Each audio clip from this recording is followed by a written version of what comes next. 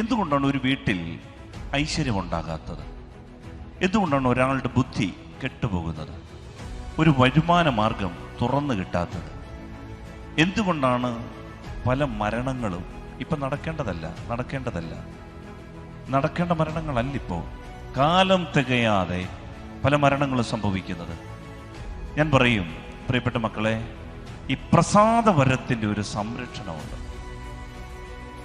Protection. ദൈവത്തിൻ്റെ കൃപയുടെ ഒരു വലയം, ഒരു കുംഭസാരം എന്ന് പറയുന്നത് നിന്റെ മേലുള്ള പിശാചിന്റെ പിടി എന്നേക്കുമായി വിട്ടുമാറാനുള്ള കൃപയുടെ ശുശ്രൂഷയാണ്. കാരണം അവിടെ ഇരിക്കുന്നത് ആകാശത്തിലെ തമ്പുരാൻ, അവൻ്റെ ഏകപുത്രൻ യേശുമിശിഹായുടെ കുരിശു വെട്ടിക്കീറി രൂപപ്പെടുത്തിയ കരുണയുടെ കൂടാണത്. നീ അവിടെ മുട്ടുകുത്തിയാൽ പിശാചിന് നിന്റെ മേൽ, കുടുംബത്തിന്റെ മേലുള്ള സകല പിടിയും അയയും. വിശ്വസിക്കുന്നവർ പറഞ്ഞേ. ആൻസി എന്താ ചെയ്തെന്നറിയോ? ആൻസി ആരാധനയൊക്കെ കഴിഞ്ഞപ്പോഴത്തേന്, വിവാഹം കഴിഞ്ഞ ആളാണ്, ഓടി വന്നിട്ട് എന്നോട് പറഞ്ഞു, അച്ഛാ എൻ്റെ ചേട്ടൻ്റെ ജോലി പോകുമെന്നാ തോന്നുന്നത്. പോയി. ചേട്ടൻ മിക്കവാറും 1-2 ദിവസത്തിനും കയറി വരും വെച്ചാൽ, ഞങ്ങളുടെ വരുമാനം തീർന്നച്ചാന്ന്. ഞാൻ എന്തോ ചെയ്യാൻ? ആരാധനയും കഴിഞ്ഞു. ഞാൻ പറയും, മക്കളെ നാളത്തെ കുർബാനയിലൊക്കെ ഓർത്തോളാം, പ്രാർത്ഥിക്കാം കേട്ടോ. അപ്പം ഇത് കേട്ടോണ്ട് ആരാധന കഴിഞ്ഞിട്ട് ഞങ്ങൾ നന്ദി പറഞ്ഞ് കുറച്ച് ബ്രദേഴ്സ് സൗകര്യപ്പെടുണ്ടായി.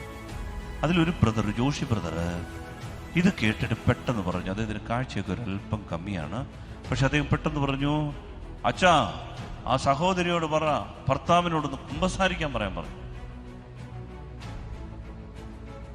ഞാൻ പറഞ്ഞു, ജോഷി ബ്രദറെ, ഈ പാവപ്പെട്ട ജോലിയും പോയി ഇങ്ങനെ വന്ന് വിഷമിച്ചിരിക്കും, ഇപ്പോഴത് കുമ്പസാരിക്കാൻ പറഞ്ഞു. വിദേശത്ത് ഗൾഫിൽ ജോലിയും കളഞ്ഞിട്ട് ഇനി എവിടെ പോയി കുമ്പസാരിക്കും? ഇത് ചോദിക്കണമെന്നുണ്ട്, പക്ഷേ കർത്താവ് പറഞ്ഞല്ലേ, ഇനി എങ്ങാനും ചോദിക്കാതെ എനിക്ക് ഉത്തരിപ്പ് കിടന്നാലോ? ഞാൻ പറഞ്ഞു, ആൻസി അതെ, കർത്താവിൻ്റെ ഒരു മെസ്സേജ് ഉണ്ട്, നീ ഇന്ന് തന്നെ നിന്റെ ചേട്ടനെ വിളിച്ച് പറയണം, പറ്റുമെങ്കിൽ ഒരു കുമ്പസാരം നടത്താൻ പറയണം. പ്രിയപ്പെട്ടവരെ, ഈ കൊച്ചി എന്നിട്ട് വിളിച്ചിട്ട് പറഞ്ഞു, ചേട്ടാ അച്ഛൻ പറഞ്ഞു, ചേട്ടൻ കുമ്പസാരിച്ചാൽ മതി, എല്ലാം ശരിയാകുമെന്ന് പറഞ്ഞു. പ്രിയപ്പെട്ടവരെ, ഈ ചേട്ടായി അവിടെ ചെന്നൊരു കൂട്ടുകാരനെ വിളിച്ചിട്ട് ഏതോ ഒരു ഇംഗ്ലീഷ് പള്ളിയിൽ ചെന്ന് അവിടുത്തെ ആളിനെ കണ്ട്, തമിഴച്ഛനാണോ ഏതോ ഒരു അച്ഛനെ വിളിച്ചിറങ്ങിക്കൊണ്ടുവന്ന്, എൻ്റെ പൊന്നച്ചോ എന്ന് കുമ്പസാരി. ഇവൻ കരഞ്ഞ് ജീവിതം വഴിമുട്ടിപ്പോയി, തീരാൻ പോവാ, നാളെ കഴിഞ്ഞ് കയറ്റി വിടും, മിക്കവാറും ജോലി പോയി. പ്രിയപ്പെട്ടവർ, ഇവൻ ഒരു കുമ്പസാരം നടത്തി അനുദപിച്ച് എല്ലാ പാപങ്ങളേയും ഏറ്റുപറഞ്ഞു. ഞാൻ അന്നൊരു കോളേജ് നടത്തുകയാണ്. അപ്പോൾ കോളേജിൽ, അടൂര് ക്രിസോസ്റ്റം കോളേജ്. അപ്പോൾ അവിടെ ഇങ്ങനെ കോളേജിലിരിക്കുമ്പോൾ അടുത്ത ദിവസം ബുധനാഴ്ച ഉച്ചയായപ്പോൾ ഒരു വിളി വരുന്നു, അച്ചാച്ചൻ്റെ ജോലി തിരികെ കിട്ടി. ജോലിയിൽ നിന്ന് പിരിച്ചു വിട്ടില്ലെന്ന് മാത്രമല്ല, പ്രൊമോഷനോടുകൂടി ജോലി കിട്ടിയച്ചാന്ന് പറഞ്ഞു. ഞാൻ പറഞ്ഞു, ഇന്നലെ ജോലി പോയി, ഇന്ന് ജോലി കിട്ടി. എനിക്ക് ആദ്യമൊന്നും പിടി കിട്ടിയില്ല. ഞാൻ പറഞ്ഞു, കൊള്ളാം, ദൈവം അനുഗ്രഹിക്കട്ടെ. ഞാൻ ഇച്ചിരി തിരക്കിലായിരുന്നു. പ്രിയപ്പെട്ടവരെ, അതിൻ്റെ വില ഞാൻ മനസ്സിലാക്കിയത് 1 മാസം കഴിഞ്ഞപ്പോൾ ഈ കൊച്ച് അമ്മയും കൂട്ടിക്കൊണ്ട് വന്നിട്ട് നന്ദി പറഞ്ഞ് പ്രാർത്ഥിക്കച്ചോ എന്ന് പറഞ്ഞ്, അച്ഛൻ്റെ ശുശ്രൂഷയ്ക്ക് ഒരു ശുശ്രൂഷയ്ക്ക് ഇരിക്കട്ടെ എന്ന് പറഞ്ഞുകൊണ്ട് ഒരു കനത്ത കവർ. ഞാൻ വിചാരിച്ച് നമ്മുടെ പ്രധാനമന്ത്രി മോദി, അദ്ദേഹം ഈ നോട്ടൊക്കെ നിരോധിച്ചപ്പോൾ അധികം വന്നാൽ നോട്ടെല്ലാം കൂടെ ഒരു കവറിനകത്ത് തള്ളി കയറ്റി കൊണ്ടുവന്ന് തന്നാണെന്നാണ് ഞാൻ കരുതി. ഞാൻ പറഞ്ഞു, ശരി മക്കളെ, പ്രാർത്ഥിക്കാം. ഇത് അഴിച്ചു നോക്കിയപ്പോഴാണ് 20,000 രൂപയുണ്ട്. ഒരു പ്രതിഭാസം നടന്നു.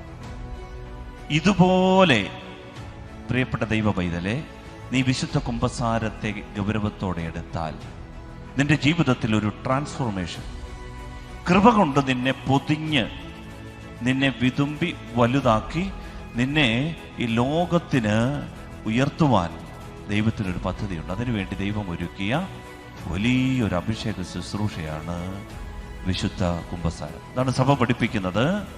ദൈവമക്കളുടെ മഹത്വത്തിൻ്റെ എന്ന് പറഞ്ഞാൽ, നിന്റെ മുഖത്ത് നോക്കിയാൽ ഒരു അനോയിന്റിങ്, ഒരു പോസിറ്റീവ് എനർജി.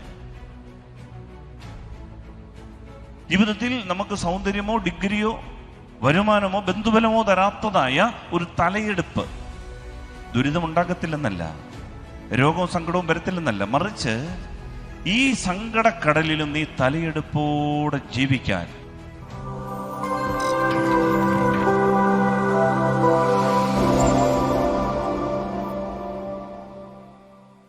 ഞാൻ നിങ്ങളോട് ഈ വിശുദ്ധ കുമ്പസാരത്തെക്കുറിച്ച് പറയാൻ ആഗ്രഹിക്കുന്നത് 2 പോയിന്റാണ്, 2 കാര്യങ്ങൾ. ഒന്ന്, ഈ വിശുദ്ധ കുമ്പസാരം 2 കാര്യങ്ങൾ നമുക്ക് ചെയ്യും. ഒന്ന്, നമ്മുടെ ജീവിതത്തെ വിശുദ്ധീകരിക്കും എന്ന് പറഞ്ഞാൽ സാങ്ക്ടിഫിക്കേഷൻ. പക്ഷേ ഈ സാങ്ക്ടിഫിക്കേഷൻ എന്ന് നമ്മൾ പറയുമ്പോഴേ നമ്മൾ കരുതരുത് വെറുതെ നമ്മുടെ പാപങ്ങൾ കഴുകി പിന്നെയും വെളിയിലിറങ്ങി അതേ പാപം ചെയ്യും, പിന്നെയും തിരിച്ചു വരും, അതേ പാപം പറയും, പിന്നെയും പോവും. അതല്ല, മറിച്ച് ബൈബിളും തിരുസഭയും വിശുദ്ധീകരണം എന്നതുകൊണ്ട് അർത്ഥമാക്കുന്നത്, തിരുസഭ, വിശുദ്ധ വചനം, ദൈവം വിശുദ്ധീകരണം എന്നതുകൊണ്ട് അർത്ഥമാക്കുന്നത് എന്താണെന്നറിയാമോ? നമ്മളുടെ ഒരു പൂർവിക അവസ്ഥയുണ്ട്, നമ്മളുടെ ഒരു വരപ്രസാദാവസ്ഥയുണ്ട്, നമ്മളുടെ ഒരു പ്രസാദവരത്തിൻ്റെ ഒരു അവസ്ഥ. അതിന് പിതാക്കന്മാർ വിളിക്കുന്നത് ദ ഫസ്റ്റ് റോബ് എന്നാണ്. നമ്മുടെ മേൽത്തരം വസ്ത്രം, the best robe, the first robe. ധൂർത്തപുത്രന് വീട്ടിലുണ്ടായിരുന്നപ്പോഴുള്ള വസ്ത്രം, അത് തിരികെ തരുന്നതിൻ്റെ പേരാണ് വിശുദ്ധ കുമ്പസാരം. അതിന് 2 പേരാണ് സാങ്ക്ടിഫിക്കേഷൻ എന്ന് പറഞ്ഞാൽ വെറുതെ ഒരു ക്ലീനിങ് അല്ല, മറിച്ച് നമ്മെ പൊതിയുന്നൊരു കൃപയുടെ വസ്ത്രമുണ്ട്. ഇത് കിട്ടിയാൽ ഒരു പ്രത്യേകത എന്താണെന്നറിയാമോ? നമ്മളുടെ അനുഗ്രഹങ്ങളെല്ലാം പുനഃസ്ഥാപിക്കപ്പെടും. എന്തുകൊണ്ടാണ് ഒരു വീട്ടിൽ ഐശ്വര്യമുണ്ടാകാത്തത്? എന്തുകൊണ്ടാണ് ഒരാളുടെ ബുദ്ധി കെട്ടുപോകുന്നത്? ഒരു വരുമാന മാർഗം തുറന്നു കിട്ടാത്തത്? എന്തുകൊണ്ടാണ് പല മരണങ്ങളും ഇപ്പം നടക്കേണ്ട മരണങ്ങളല്ലിപ്പോൾ, കാലം തികയാതെ പല മരണങ്ങളും സംഭവിക്കുന്നത്? ഞാൻ പറയും, പ്രിയപ്പെട്ട മക്കളെ, ഈ പ്രസാദവരത്തിൻ്റെ ഒരു സംരക്ഷണമുണ്ട്, എ പ്രൊട്ടക്ഷൻ, ദൈവത്തിൻ്റെ കൃപയുടെ ഒരു വലയം. സക്കറിയ 9:8 ഒക്കെ പറയും, ആരും കയറി ഇറങ്ങി നടക്കാതിരിക്കാൻ ഞാൻ എൻ്റെ ഭവനത്തിന് ചുറ്റും വേലി കെട്ടി സംരക്ഷിക്കും, ഒരു മർദ്ദകനും ഇനി അവരെ ഉപദ്രവിക്കില്ല, എൻ്റെ കണ്ണ് അവരുടെ മേലുണ്ടായിരിക്കും. ഇങ്ങനെ ഒരു പ്രൊട്ടക്ഷൻ, ഒരു സംരക്ഷണമുണ്ട്. ഈ ഒരു കൃപയുടെ വസ്ത്രം നമ്മളെ പൊതിഞ്ഞാലുണ്ടല്ലോ, പ്രിയപ്പെട്ട മക്കളെ, നമ്മുടെ കൂട്ടത്തിൽ, നമ്മുടെ വീട്ടിൽ, നമ്മുടെ ജീവിതത്തിൽ അനുഗ്രഹങ്ങളെല്ലാം പുനഃസ്ഥാപിക്കപ്പെടും. എന്ന് പറഞ്ഞാൽ നമുക്ക് നഷ്ടപ്പെട്ടു പോയ പ്രസാദാത്മകതകൾ, നഷ്ടപ്പെട്ടു പോയ ആ ഒരു തേജസ്, നഷ്ടപ്പെട്ടു പോയ ബന്ധങ്ങൾ, നഷ്ടപ്പെട്ടു പോയ ജോലി, നഷ്ടപ്പെട്ടു പോയ വരുമാനങ്ങൾ, ഇതെല്ലാം തിരികെ വരും. ഞാനൊരു 1-2 ഉദാഹരണം പറഞ്ഞാൽ അത് മനസ്സിലാകും. വിശുദ്ധ കുമ്പസാരം എന്ന് പറയുന്നത്, മനസ്സിലാക്കിക്കൊള്ളുക, വെറുതെ പോയി പാപം കഴുകാനുള്ള ഒരു അവസരം മാത്രമല്ല, മറിച്ച് തിരുസഭ പഠിപ്പിക്കുന്നത്, കാറ്റക്കിസം ഓഫ് ദ കാത്തലിക് ചർച്ചിൽ പഠിപ്പിക്കുന്നത് 1468 ഖണ്ഡികയിൽ ഇങ്ങനെയാണ് സഭ 2000 വർഷങ്ങൾക്ക് മുൻപ് കൊണ്ട് വചനത്തിൽ അധിഷ്ഠിതമാക്കി നമ്മെ പഠിപ്പിക്കുന്ന പ്രബോധനം ഇതാണ്: ദൈവവുമായിട്ടുള്ള അനുരഞ്ജനത്തിൻ്റെ കൂദാശ. എന്താണ് ഈ അനുരഞ്ജനത്തിൻ്റെ കൂദാശ? വിശുദ്ധ കുമ്പസാരം. ഈ കൂദാശ ദൈവമക്കളുടെ ജീവിതത്തിൻ്റെ മഹത്വത്തിൻ്റെയും അനുഗ്രഹങ്ങളുടെയും പുനഃസ്ഥാപനം സാധിച്ചു തരുന്നു. ദൈവമക്കളുടെ മഹത്വം, അതാണ് ഞാൻ പറഞ്ഞ ഗ്രേസ് ഓഫ് ഗോഡ്, ദൈവത്തിൻ്റെ ഒരു കൃപാവരം നമ്മെ അങ്ങ് പൊതിയും. എന്ന് പറഞ്ഞാൽ കുമ്പസാരക്കൂട്ടിൽ മുട്ടുകുത്തിയിട്ട് എഴുന്നേൽക്കുമ്പോൾ ചിറകില്ലാത്ത മാലാക, വെയ്റ്റ്ലെസ്നെസ് ഫീൽ ചെയ്യും. എന്ന് പറഞ്ഞാൽ ഭാരം കുറയും. ഇങ്ങനൊരു അവസ്ഥ വരും. ഡയറ്റ് പ്ലാൻ ഒന്നുമില്ല, ഇതൊരു പ്രത്യേക ഒരു അനോയിൻറ്റിങ്, ഒരു പ്രതിഭാസമാണ്. ഇങ്ങനൊരു കെമിസ്ട്രി ഉണ്ട്, ഇങ്ങനൊരു പ്രതിഭാസം നടക്കും. വൈകിട്ട് അമ്മ കലത്തിനകത്ത് മാവെടുത്ത് ഒഴിച്ചു വെച്ചിട്ട് ഈസ്റ്റ് ഇടും. രാവിലെ ആകുമ്പോൾ ഈ മാവ് പുളിച്ച് പൊങ്ങി വിതുമ്പി അപ്പത്തിന് പാകമായിട്ട് നിൽക്കും. രാത്രി എന്താ സംഭവിച്ചതെന്ന് അറിഞ്ഞുകൂടാ. ഒരു പ്രതിഭാസം നടന്നു. ഇതുപോലെ പ്രിയപ്പെട്ട ദൈവ പൈതലെ, നീ വിശുദ്ധ കുമ്പസാരത്തെ ഗൗരവത്തോടെ എടുത്താൽ നിന്റെ ജീവിതത്തിൽ ഒരു ട്രാൻസ്ഫോർമേഷൻ, കൃപ കൊണ്ട് നിന്നെ പൊതിഞ്ഞ്, നിന്നെ വിതുമ്പി വലുതാക്കി, നിന്നെ ഈ ലോകത്തിന് ഉയർത്തുവാൻ ദൈവത്തിനൊരു പദ്ധതിയുണ്ട്. അതിനുവേണ്ടി ദൈവം ഒരുക്കിയ വലിയൊരു അഭിഷേക ശുശ്രൂഷയാണ് വിശുദ്ധ കുമ്പസാരം. അതാണ് സഭ പഠിപ്പിക്കുന്നത്. ദൈവമക്കളുടെ മഹത്വത്തിൻ്റെ എന്ന് പറഞ്ഞാൽ നിന്റെ മുഖത്ത് നോക്കിയാൽ ഒരു അനോയിൻറ്റിങ്, ഒരു പോസിറ്റീവ് എനർജി. ജീവിതത്തിൽ നമുക്ക് സൗന്ദര്യമോ ഡിഗ്രിയോ വരുമാനമോ ബന്ധുബലമോ തരാത്തതായ ഒരു തലയെടുപ്പ് ദുരിതമുണ്ടാകത്തില്ലെന്നല്ല, രോഗവും സങ്കടവും വരത്തില്ലെന്നല്ല, മറിച്ച് ഈ സങ്കടക്കടലിലും നീ തലയെടുപ്പോടെ ജീവിക്കാൻ ഒരു അനോയിൻറ്റിങ് നിനക്ക് ദൈവം തരും. വലുതരം വെറുതെ പറഞ്ഞു ഹല്ലേലൂയ, ഹല്ലേലൂയ. അതുകൊണ്ടാണ് അനുഗ്രഹങ്ങളുടെ പുനഃസ്ഥാപനം സാധിച്ചു തരും എന്ന് പറഞ്ഞാൽ അനുഗ്രഹങ്ങൾ പുനഃസ്ഥാപിക്കപ്പെടും. ഞാൻ ഒരു ഉദാഹരണം പറയാം. ഞാൻ ഒരിക്കൽ ഒരു ആരാധന ഇടവകയിൽ തുമ്പമൺ പ്രദേശത്ത് ഒരു ആരാധനയുണ്ട് എല്ലാ ചൊവ്വാഴ്ചകളിൽ. അങ്ങനെ അത് നടത്തിക്കൊണ്ടിരിക്കുമ്പോൾ ആള് തുമ്പമണ്ണുള്ള ഒരു കൊച്ചാണ്. അവളുടെ പേര് ആൻസി, വീട്ടുപേര് വടക്കേപ്പുറത്ത്. നിങ്ങൾക്ക് ഇതെല്ലാം പറയുന്നത് പോയി അന്വേഷിക്കാൻ വേണമെങ്കിൽ. തുമ്പമൺ വടക്കേപ്പുറത്ത് വീട്ടിൽ ആൻസി എന്നൊരാളുണ്ടോ? ഉണ്ട്.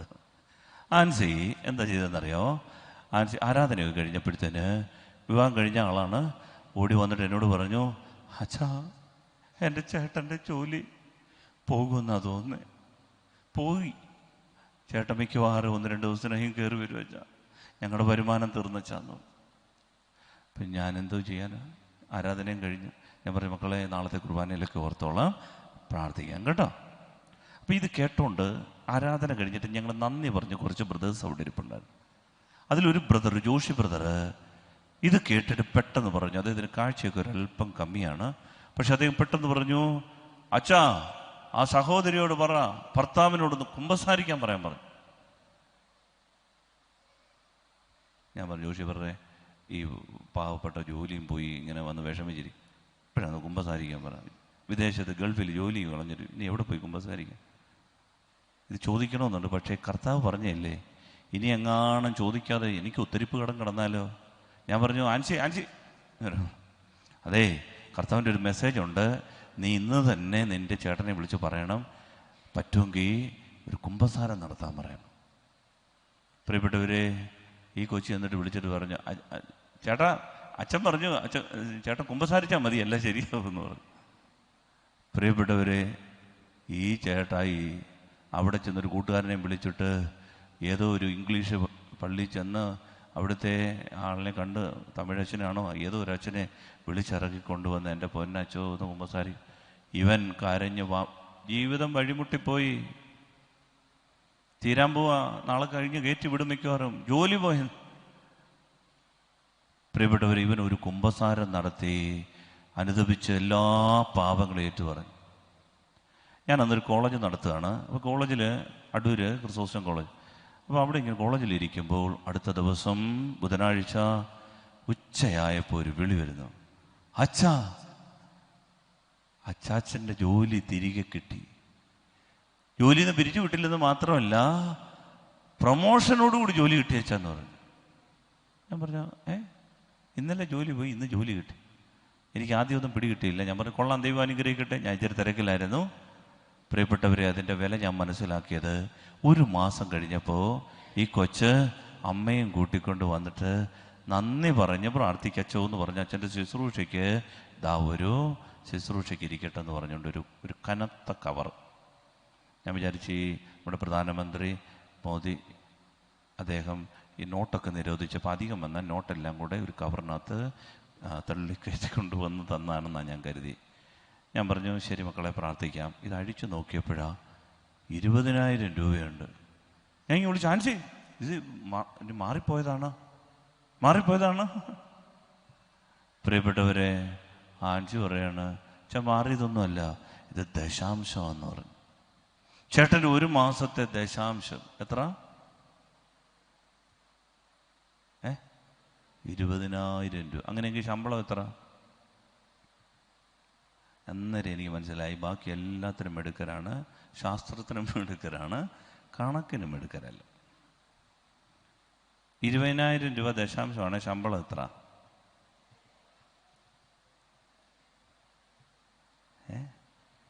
മാത്സിന് വട്ടപൂജ്യമാണോ ഇവിടെ എല്ലാവർക്കും? ദശാംശം എന്ന് പറഞ്ഞാൽ 10-1.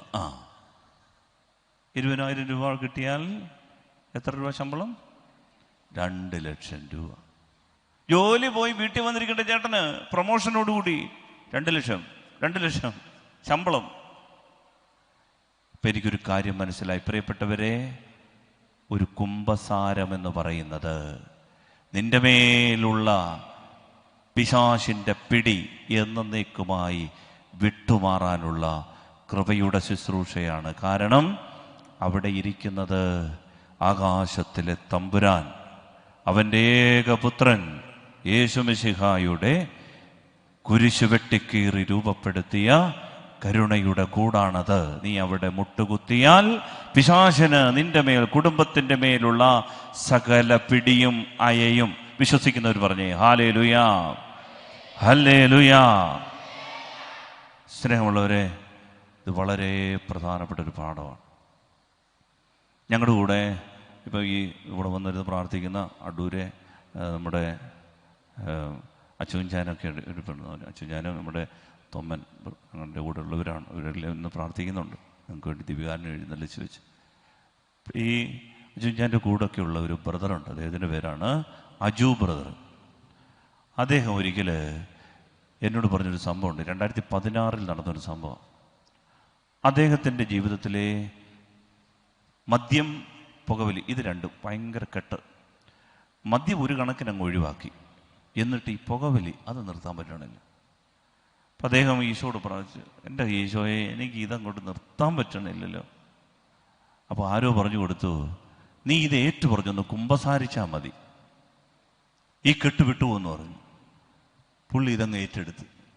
പ്രിയപ്പെട്ടവരെ, ഈ മനുഷ്യൻ അടൂർ മരുതിമൂടുള്ള പള്ളിയിൽ ഒരച്ഛൻ്റെ അടുത്ത് കുമ്പസാരിക്കാൻ പോവാ. പടി കയറി പകുതി എത്തിയപ്പോൾ ഒരു ഡൗട്ട്,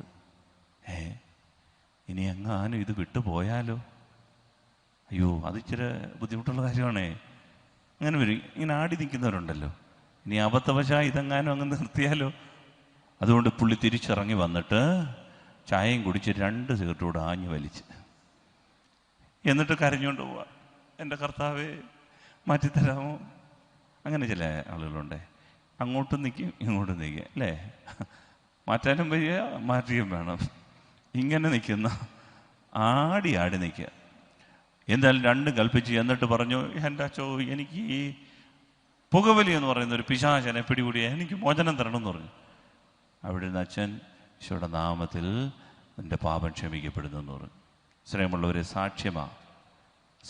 അദ്ദേഹം പറയാണ്, തിരികെ വന്ന് അതേ പടി ഇറങ്ങി അതേ ചായക്കടയിൽ അവിടെ നിന്ന് സിഗരറ്റ് വലിക്കുന്ന ആളുകളെ ആ പുക മണത്തപ്പോയി മനുഷ്യന് ഛർദ്ദിക്കാൻ വരികയാണ്, അദ്ദേഹത്തിന് ഓക്കാനിക്കാൻ വരികയാണ്. അദ്ദേഹം പിന്നീട് പറയാണ്, 2016 മുതൽ ഇന്ന് 2022 വരെ ആയി, 6 വർഷമായിട്ട് ഈ മനുഷ്യൻ ഈ പുകവലി എന്ന് പറഞ്ഞ അടിമത്തത്തിൽ നിന്ന് എന്നേക്കുമായി മോചിക്കപ്പെട്ടു. ഇത് വലിയൊരു സാക്ഷ്യമാണ്. വരദരമൃത്തി പറഞ്ഞ ഹല്ലേലൂയാ, ഹല്ലേലൂയാ.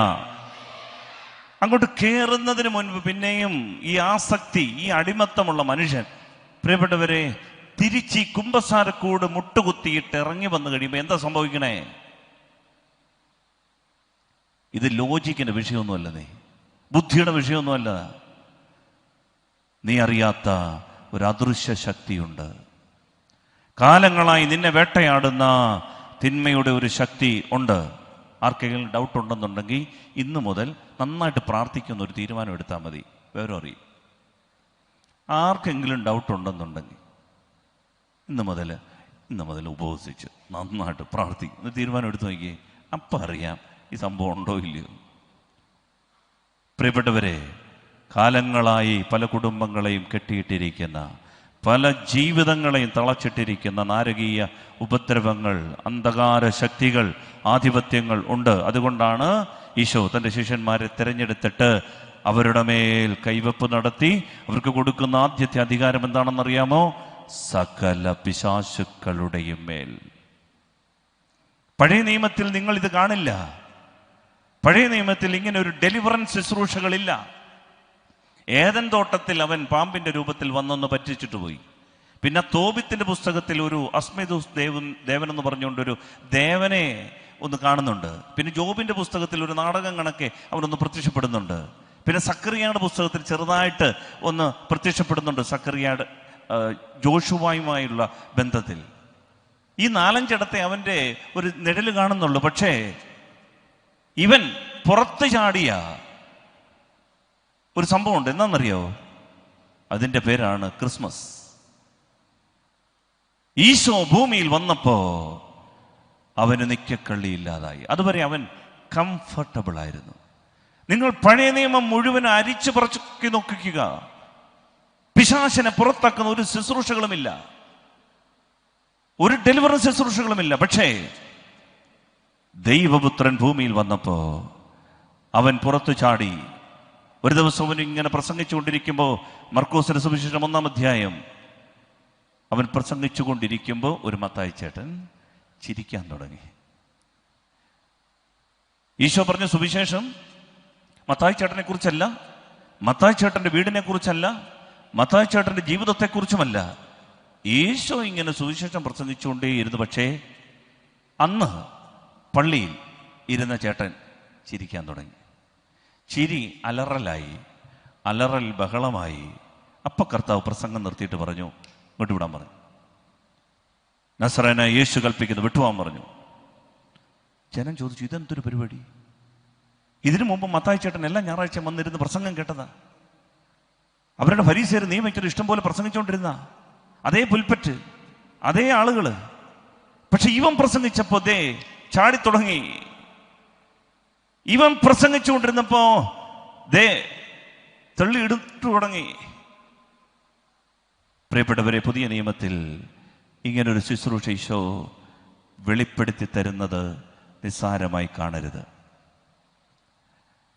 അതുകൊണ്ടാണ് ഞാൻ പറഞ്ഞത്, വിശുദ്ധ കുമ്പസാരമാണ്, കുമ്പസാരക്കൂടാണ് ഏറ്റവും വലിയ ഡെലിവറൻസിന്റെ ഇടം. ഏറ്റവും വലിയ വിടുതൽ ശുശ്രൂഷ നടക്കുന്നത് വിശുദ്ധ കുമ്പസാരക്കൂട്ടില്ല. ഞാനൊരു പള്ളിയിൽ വികാരിയായിട്ടിരിക്കുമ്പോൾ അപ്പനും അമ്മയും കൂടെ വേദനയോടെ വന്ന് എന്നോട് പറഞ്ഞു, 2 പെൺമക്കളാണ്, മൂത്ത മകൾ ഞങ്ങളെ വിട്ടുപോവുകയിച്ച രാവിലെ പോയെന്ന് പറഞ്ഞു. ഇവർ വന്നതൊരു വെള്ളിയാഴ്ച, അന്നൊരു കുർബാനയുണ്ടായിരുന്നു. വെള്ളിയാഴ്ച 11 മണിക്ക് മാതൃവേദിയിൽ. ഞാനിവരോട് പറഞ്ഞു, വിഷമിക്കേണ്ട, നിങ്ങളുടെ മകൾ തിരിച്ചു വരുമെന്ന് പറഞ്ഞു. അവർ പറഞ്ഞില്ല, അവളുടെ പാസ്പോർട്ടും ഡിഗ്രി സർട്ടിഫിക്കറ്റും എല്ലാം എടുത്തുകൊണ്ടാണ് പോയിരിക്കുന്നത്, അവളിനെ തിരികെ വരുമെന്ന് തോന്നുന്നില്ല. ഞാൻ പറഞ്ഞു, വിശ്വസിക്കുക, പ്രാർത്ഥിക്കുക. പ്രിയപ്പെട്ടവരെ, ഈ 2 പേരും വിശുദ്ധ കുമ്പസാരം നടത്തി ആ ബലിയിൽ സംബന്ധിച്ചു. എന്താ സംഭവിച്ചെന്നറിയാമോ? വൈകിട്ട് അന്തിമയങ്ങുന്നതിന് മുൻപ് എല്ലാം ഉപേക്ഷിച്ച്, മാതാപിതാക്കളെ ഉപേക്ഷിച്ച് വീട് വിട്ടുപോയ ഈ കൊച്ച് ഒരു പരിധി കഴിഞ്ഞപ്പോൾ പിന്നീട് പോകാൻ തോന്നുന്നില്ല. അവൾ തിരികെ മടങ്ങി.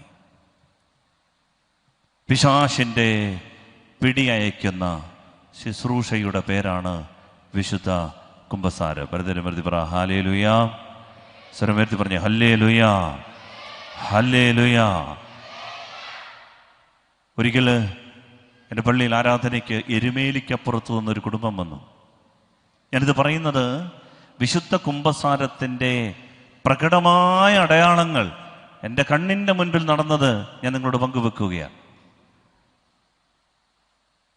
അപ്പനും അമ്മയും മകളും കൂടെ വന്നിരിക്കുകയാണ്. ഒരു ഓട്ടോയിലാണ് വന്നിരിക്കുന്നത്. മകൾക്ക് 28 വയസ്സ് കഴിഞ്ഞു, വിവാഹം നടക്കുന്നില്ല.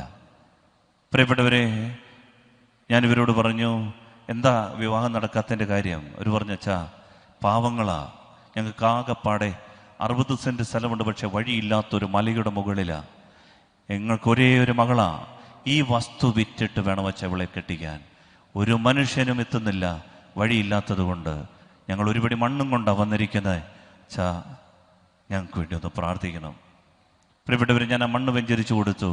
എന്നിട്ട് ഞാൻ അവരോട് പറഞ്ഞു, നിങ്ങൾ ഏത് സമുദായത്തിലാണെങ്കിലും, എപ്പിസ്കോപ്പൽ സഭയിൽ ഏതെങ്കിലുമാണെങ്കിലും, നിങ്ങൾ വിശുദ്ധ കുംഭസാരത്തിന് നിങ്ങളുടെ വികാരി അച്ഛൻ്റെ അടുത്ത് മുട്ടുകുത്തണമെന്ന് പറഞ്ഞു. എന്നിട്ട് അർഹതപ്പെട്ട ബലിപീഠത്തിൻ്റെ ഈ പവിത്രമായ മന്ന ഈശോയുടെ തിരുശരീരം സ്വീകരിച്ചിട്ട് പറയണം, പ്രാർത്ഥിക്കണം ഈ കെട്ടഴിഞ്ഞു പോകാൻ. പ്രിയപ്പെട്ടവരെ, ഇവരതുപോലെ എഴുതി, കുറവുകൾ ബലഹീനതകളെല്ലാം എഴുതി, കുമ്പസാര സഹായി പേപ്പർ കൊടുത്തു, അത് കൊണ്ടുപോയി എഴുതി നന്നായി ഒരുങ്ങി, ഒരു ചെറിയ പാപം പോലും മറന്നു പോകാൻ സാധ്യത ഉള്ളത് പോലും എഴുതി. അടുത്ത ദിവസം ഇവർ വികാരി അച്ഛൻ്റെ അടുത്ത് കുമ്പസാരിച്ചു. വികാരി അച്ഛൻ ഞെട്ടിപ്പോയെന്നാ പറയുക. കാരണം പതിവില്ലാതെ എല്ലാം ഇങ്ങനെ എഴുതിക്കൊണ്ടുവന്ന് കുമ്പസാരിക്കുന്ന മറ്റൊരു സമുദായത്തിലെ, മറ്റൊരു സമൂഹത്തിലെ, സഭയിലെ, സഹോദരി സഭയിലെ ഒരു കുടുംബമാണ്. പ്രിയപ്പെട്ടവരെ, ഞങ്ങൾക്കറിയാം എന്താ സംഭവിച്ചതെന്ന്. ഞാനിതുപോലെ പള്ളിയിലിരിക്കുമ്പോൾ അവരെന്നെ ഫോൺ വിളിച്ചിട്ട് പറഞ്ഞു, അച്ഛാ, ഞങ്ങളുടെ ജീവിതത്തിൽ ഞങ്ങൾക്ക് വിശ്വസിക്കാൻ പറ്റാത്തൊരു കാര്യം ഇന്ന് നടന്നു. ഈ വസ്തു വിൽക്കാൻ ഞങ്ങൾ ആഗ്രഹിച്ചതേ ഉള്ളൂ, ആരോടും പറയാൻ പോലും പറ്റാത്തത് കൊണ്ട് ഞങ്ങൾ ആരോടും പറഞ്ഞില്ല. 1-2 ബ്രോക്കർമാർ മാത്രമേ ഇതറിഞ്ഞിട്ടുള്ളൂ. അച്ഛാ, ഈ സ്ഥലം കാണാൻ വേണ്ടിയിട്ട്, വാങ്ങിക്കാൻ വേണ്ടി ഒരു പാർട്ടി വന്നിട്ടുണ്ട്. അവർ പറയുകയാണ്, അച്ഛാ, ഉച്ച കഴിഞ്ഞിട്ട് ഞങ്ങൾ വീണ്ടും വരും, ഞങ്ങൾ ഈ വസ്തു വാങ്ങിക്കാൻ താല്പര്യമുണ്ടെങ്കിലെന്ന് പറഞ്ഞു. അച്ഛൻ പ്രാർത്ഥിക്കണമെന്ന് പറഞ്ഞു.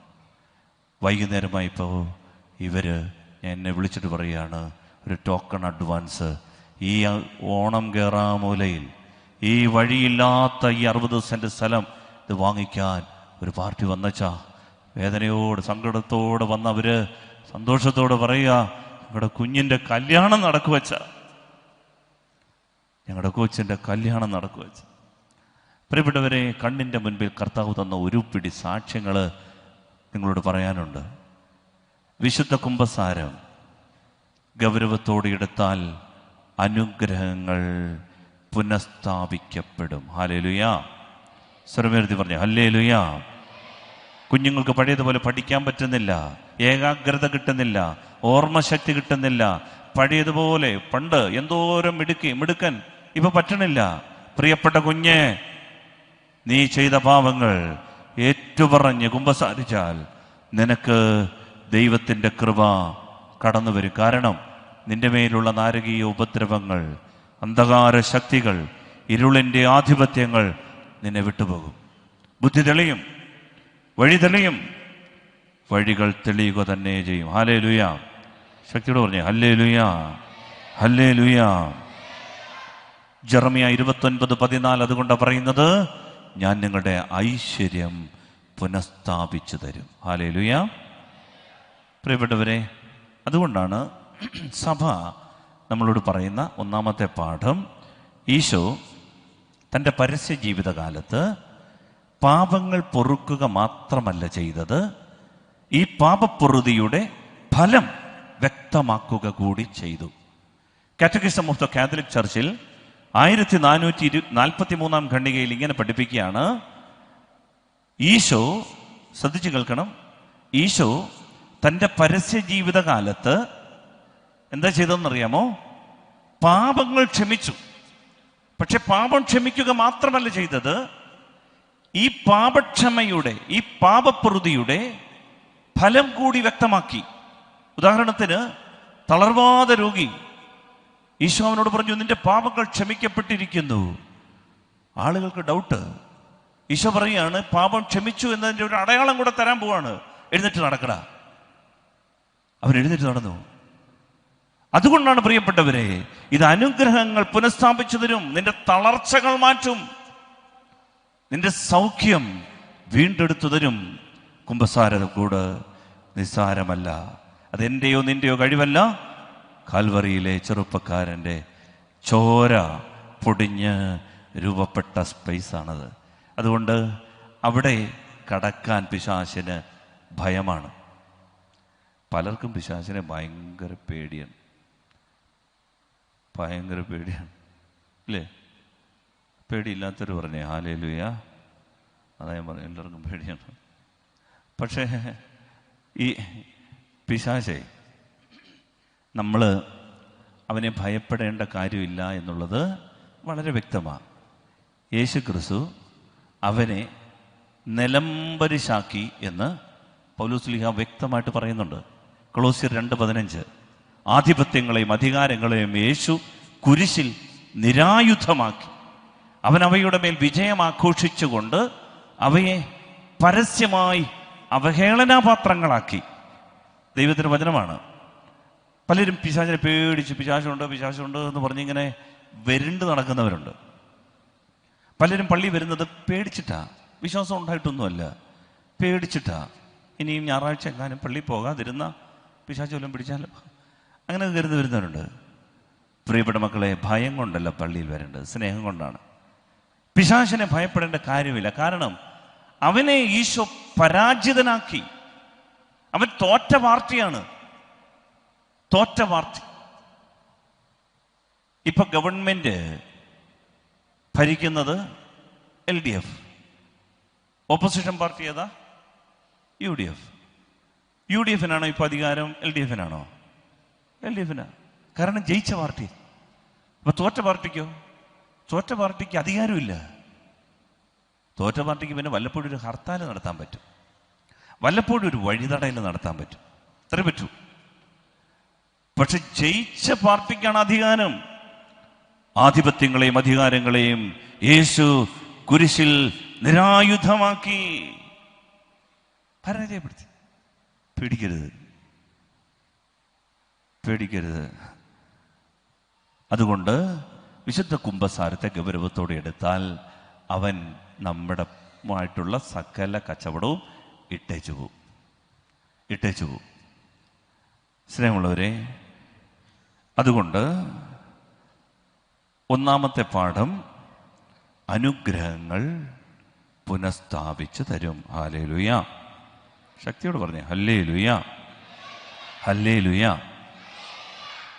ഇത് ഒരു ഇടവകയിൽ നന്നായിട്ട് നടത്തിയേ. നമ്മുടെ വീട്ടിൽ എല്ലാവരോടും ഒന്ന് പറഞ്ഞ് വിശുദ്ധ കുമ്പസാരത്തിനൊന്ന് കൊണ്ടുവന്നേ. ആണ്ടുവട്ടത്തിൽ ഒരിക്കലും ഒരു കുമ്പസാരത്തെ കുറിച്ചല്ല ഞാൻ പറയുന്നത്. ഒരു പാളിച്ച സംഭവിച്ച, ജീവിതത്തിൽ ഒരു കുറവ് സംഭവിച്ച മനുഷ്യനാണ്, പറ്റും. ഈശോ പത്രോസിനോട് പറഞ്ഞു, പത്രോസേ നിന്റെ കാലിങ്ങ് കൊണ്ടുവന്നേ, ഞാൻ കഴുകട്ടെ. പത്രോസ് പറഞ്ഞു, എൻ്റെ കാല് കഴുകണ്ട. ഈശോ പറഞ്ഞു, നിന്നെ ഞാൻ കഴുകുന്നില്ലെങ്കിൽ നിനക്ക് എന്നോടുകൂടി എന്തില്ല? പങ്കില്ല. പത്രോസ് ചില്ലറക്കാരനല്ല. പത്രോസ് വെള്ളത്തിൻ്റെ മീതെ നടന്ന ടീമാ. പത്രോസ് മരിച്ചവരെ ഉയർപ്പിച്ചത് കണ്ടതാണ്. പത്രോസിനെ നോക്കി കർത്താവ് പറഞ്ഞതു, പത്രോസേ നീ പാറയാണ്, ഈ പാറമേൽ എൻ്റെ സഭ ഞാൻ സ്ഥാപിക്കും. ഈ പത്രോസിന്റെ കയ്യിലാണ് സ്വർഗരാജ്യത്തിന്റെ താക്കോൽ കൊടുത്തത്. ഈ പത്രോസാണ് സഭയുടെ പ്രധാന മാർപ്പാപ്പ. പക്ഷേ കർത്താവ് പറയാണ്, കാര്യമൊക്കെ ശരിയാ, പക്ഷെ നിന്നെ ഞാൻ കഴുകുന്നില്ലെങ്കിൽ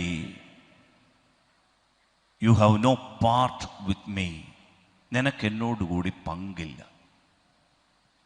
കുമ്പസാരത്തിന്റെ വില കർത്താവ് പറയുന്നത്, മാർപ്പാപ്പ ആണെങ്കിലും കുമ്പസാരിച്ചേ പറ്റും. നിന്റെ കാല് ഞാൻ കഴുകണമെന്നെങ്കിലേ പങ്കുള്ളതേ. കാര്യം സിദ്ധികളൊക്കെ ഉണ്ടെങ്കിലും, കാര്യം നമ്മൾ കുടുംബത്തിൽ പിറന്നവരാണെങ്കിലും, പ്രിയപ്പെട്ടവരെ, കർത്താവിനോട് പങ്ക് വേണമെങ്കിൽ വിശുദ്ധ കുമ്പസാരം നടത്തിയിരിക്കണം. ഹല്ലേലൂയ. ഇഷ്ടപ്പെടുന്നില്ലെന്ന് തോന്നുന്നു. ഹല്ലേലൂയ. ശ്രദ്ധയോടായിരിക്കണേ. ഹല്ലേലൂയ.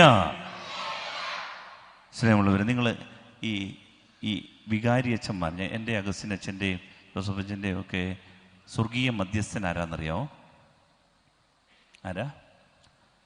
സാദായോ? പറഞ്ഞേ. ജോൺ മരിയ വിയാനി അല്ലേ? വിശുദ്ധ ജോൺ മരിയ വിയാനി പുണ്യവാൻ. എടുക്കണമല്ലോ, സെമിനാരി പോകാൻ സാധ്യത ഉണ്ടല്ലോ. ആമേൻ. ഒന്ന് കാണണേ. അപ്പോൾ ഈ ജോൺ മരിയ വിയാനി പുണ്യവാൻ, ഞാൻ പലപ്പോഴും ചിന്തിച്ചിട്ട്, കർത്താവേ ഇച്ചിരി ബുദ്ധിയും അറിവും ജ്ഞാനമുള്ള ആരെയും വിശുദ്ധനായിട്ട് വെച്ചാൽ പോരായിരുന്നു. ഒട്ടും ബുദ്ധിയില്ല. ഗ്രീക്ക് ഭാഷയ്ക്ക് കിട്ടിയത് 3 മാർക്ക്, ഹീബ്രു ഭാഷയ്ക്ക് കിട്ടിയത് 1.5 മാർക്ക്. ഈ ആളിനെ മെത്രാച്ചൻ വന്നിട്ട് റക്ടറച്ചനോട് ചോദിച്ചു, ഈ ഷമ്മാശൻ എങ്ങനെയുണ്ട്? റക്ടറച്ചൻ പറഞ്ഞു, കണക്കാ. മെത്രാച്ചൻ അങ്ങോട്ടും ഇങ്ങോട്ടും നടന്നിട്ട് ചോദിച്ചു, പട്ടം കൊടുക്കാൻ സമയമായല്ലോ, ആട്ടെ പ്രാർത്ഥിക്കാൻ എങ്ങനെയുണ്ട്? അയ്യോ അതിൻ്റെ കാര്യം ഒന്നും പറയണ്ട, പ്രാർത്ഥിക്കാൻ കയറി ഇരുന്നാൽ പിന്നെ മുട്ടുമേൽ അങ്ങ് നിന്നോളും കൊന്തയും കൊണ്ട്. അപ്പം മെത്രാച്ചൻ അങ്ങോട്ടും ഇങ്ങോട്ടും നടന്നിട്ട് പറഞ്ഞ്, ആ ഗുഡ്. പേരെന്താ? ഏതമ്പി അനീഷ് ആണോ? ആ വെരി ഗുഡ്. ഇതിൻ്റെ ബാലൻസ് ഉണ്ടോ? എന്നാ ആ എല്ലാവരും കൂടെ ഡിസ്ട്രാക്ഷൻ ആകും എന്നുള്ളതുണ്ട്. ആരെങ്കിലും സാരമില്ല സാരമില്ല, പതിയെ മതി ധൃതി കൊണ്ട്. ആ വലിയ കുഴപ്പമില്ല. മോനെ ഏതം അല്ലേ? എന്താണ് ആദം? ഏതൻ. ആ ഏതൻ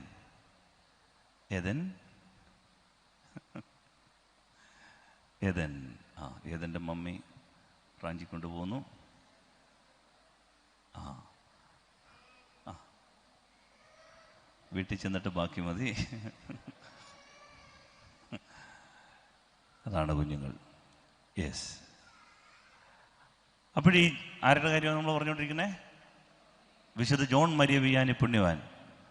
ഈ പുണ്യവാന് മെത്രാച്ചൻ പറഞ്ഞു, പ്രാർത്ഥിക്കാൻ മിടുക്കനാണെന്നുണ്ടെങ്കിൽ പട്ടം കൊടുത്തേക്കാന്ന് പറഞ്ഞു.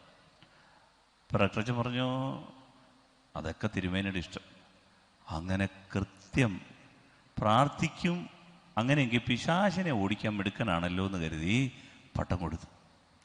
സ്നേഹമുള്ളവരെ, ഈ അച്ഛനെ തിരുമേനി 2 വർഷത്തേക്ക് അരമനയിൽ അപ്പോയിൻമെൻറ്റ് കൊടുത്തിട്ട് പറഞ്ഞു, ജോലിയൊന്നും വേണ്ട, കുമ്പസാരിപ്പിക്കാനൊന്നും പോകണ്ട, അത്യാവശ്യം കുർബാന ചൊല്ലാൻ പഠിച്ചോണം, പിന്നെ ഇവിടെ വരുന്ന ആളുകൾക്കൊക്കെ ചായയൊക്കെ വിളമ്പി കൊടുക്കുകയും ഗസ്റ്റിനെയൊക്കെ സ്വീകരിക്കുകയും അങ്ങനെയൊക്കെയുള്ള ചെറിയ പരിപാടി മതി എന്ന് പറഞ്ഞു.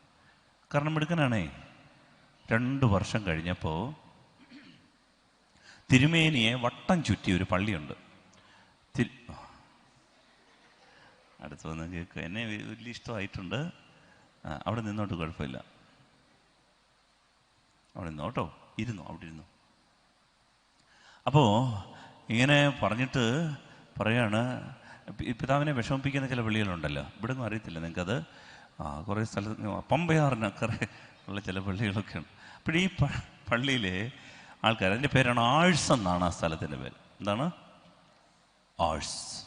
ആഴ്സിലെ വീരന്മാരെല്ലാവരും കൂടെ ഒരു കൊച്ചച്ഛനെ ഓടിച്ചിട്ട് അച്ഛൻ ഓടിയ വഴി വല്ലാത്ത പുല്ല് പോലും മുളയ്ക്കാത്തായെന്നാണ് പറഞ്ഞത്. അതുപോലെ ഓട്ടം.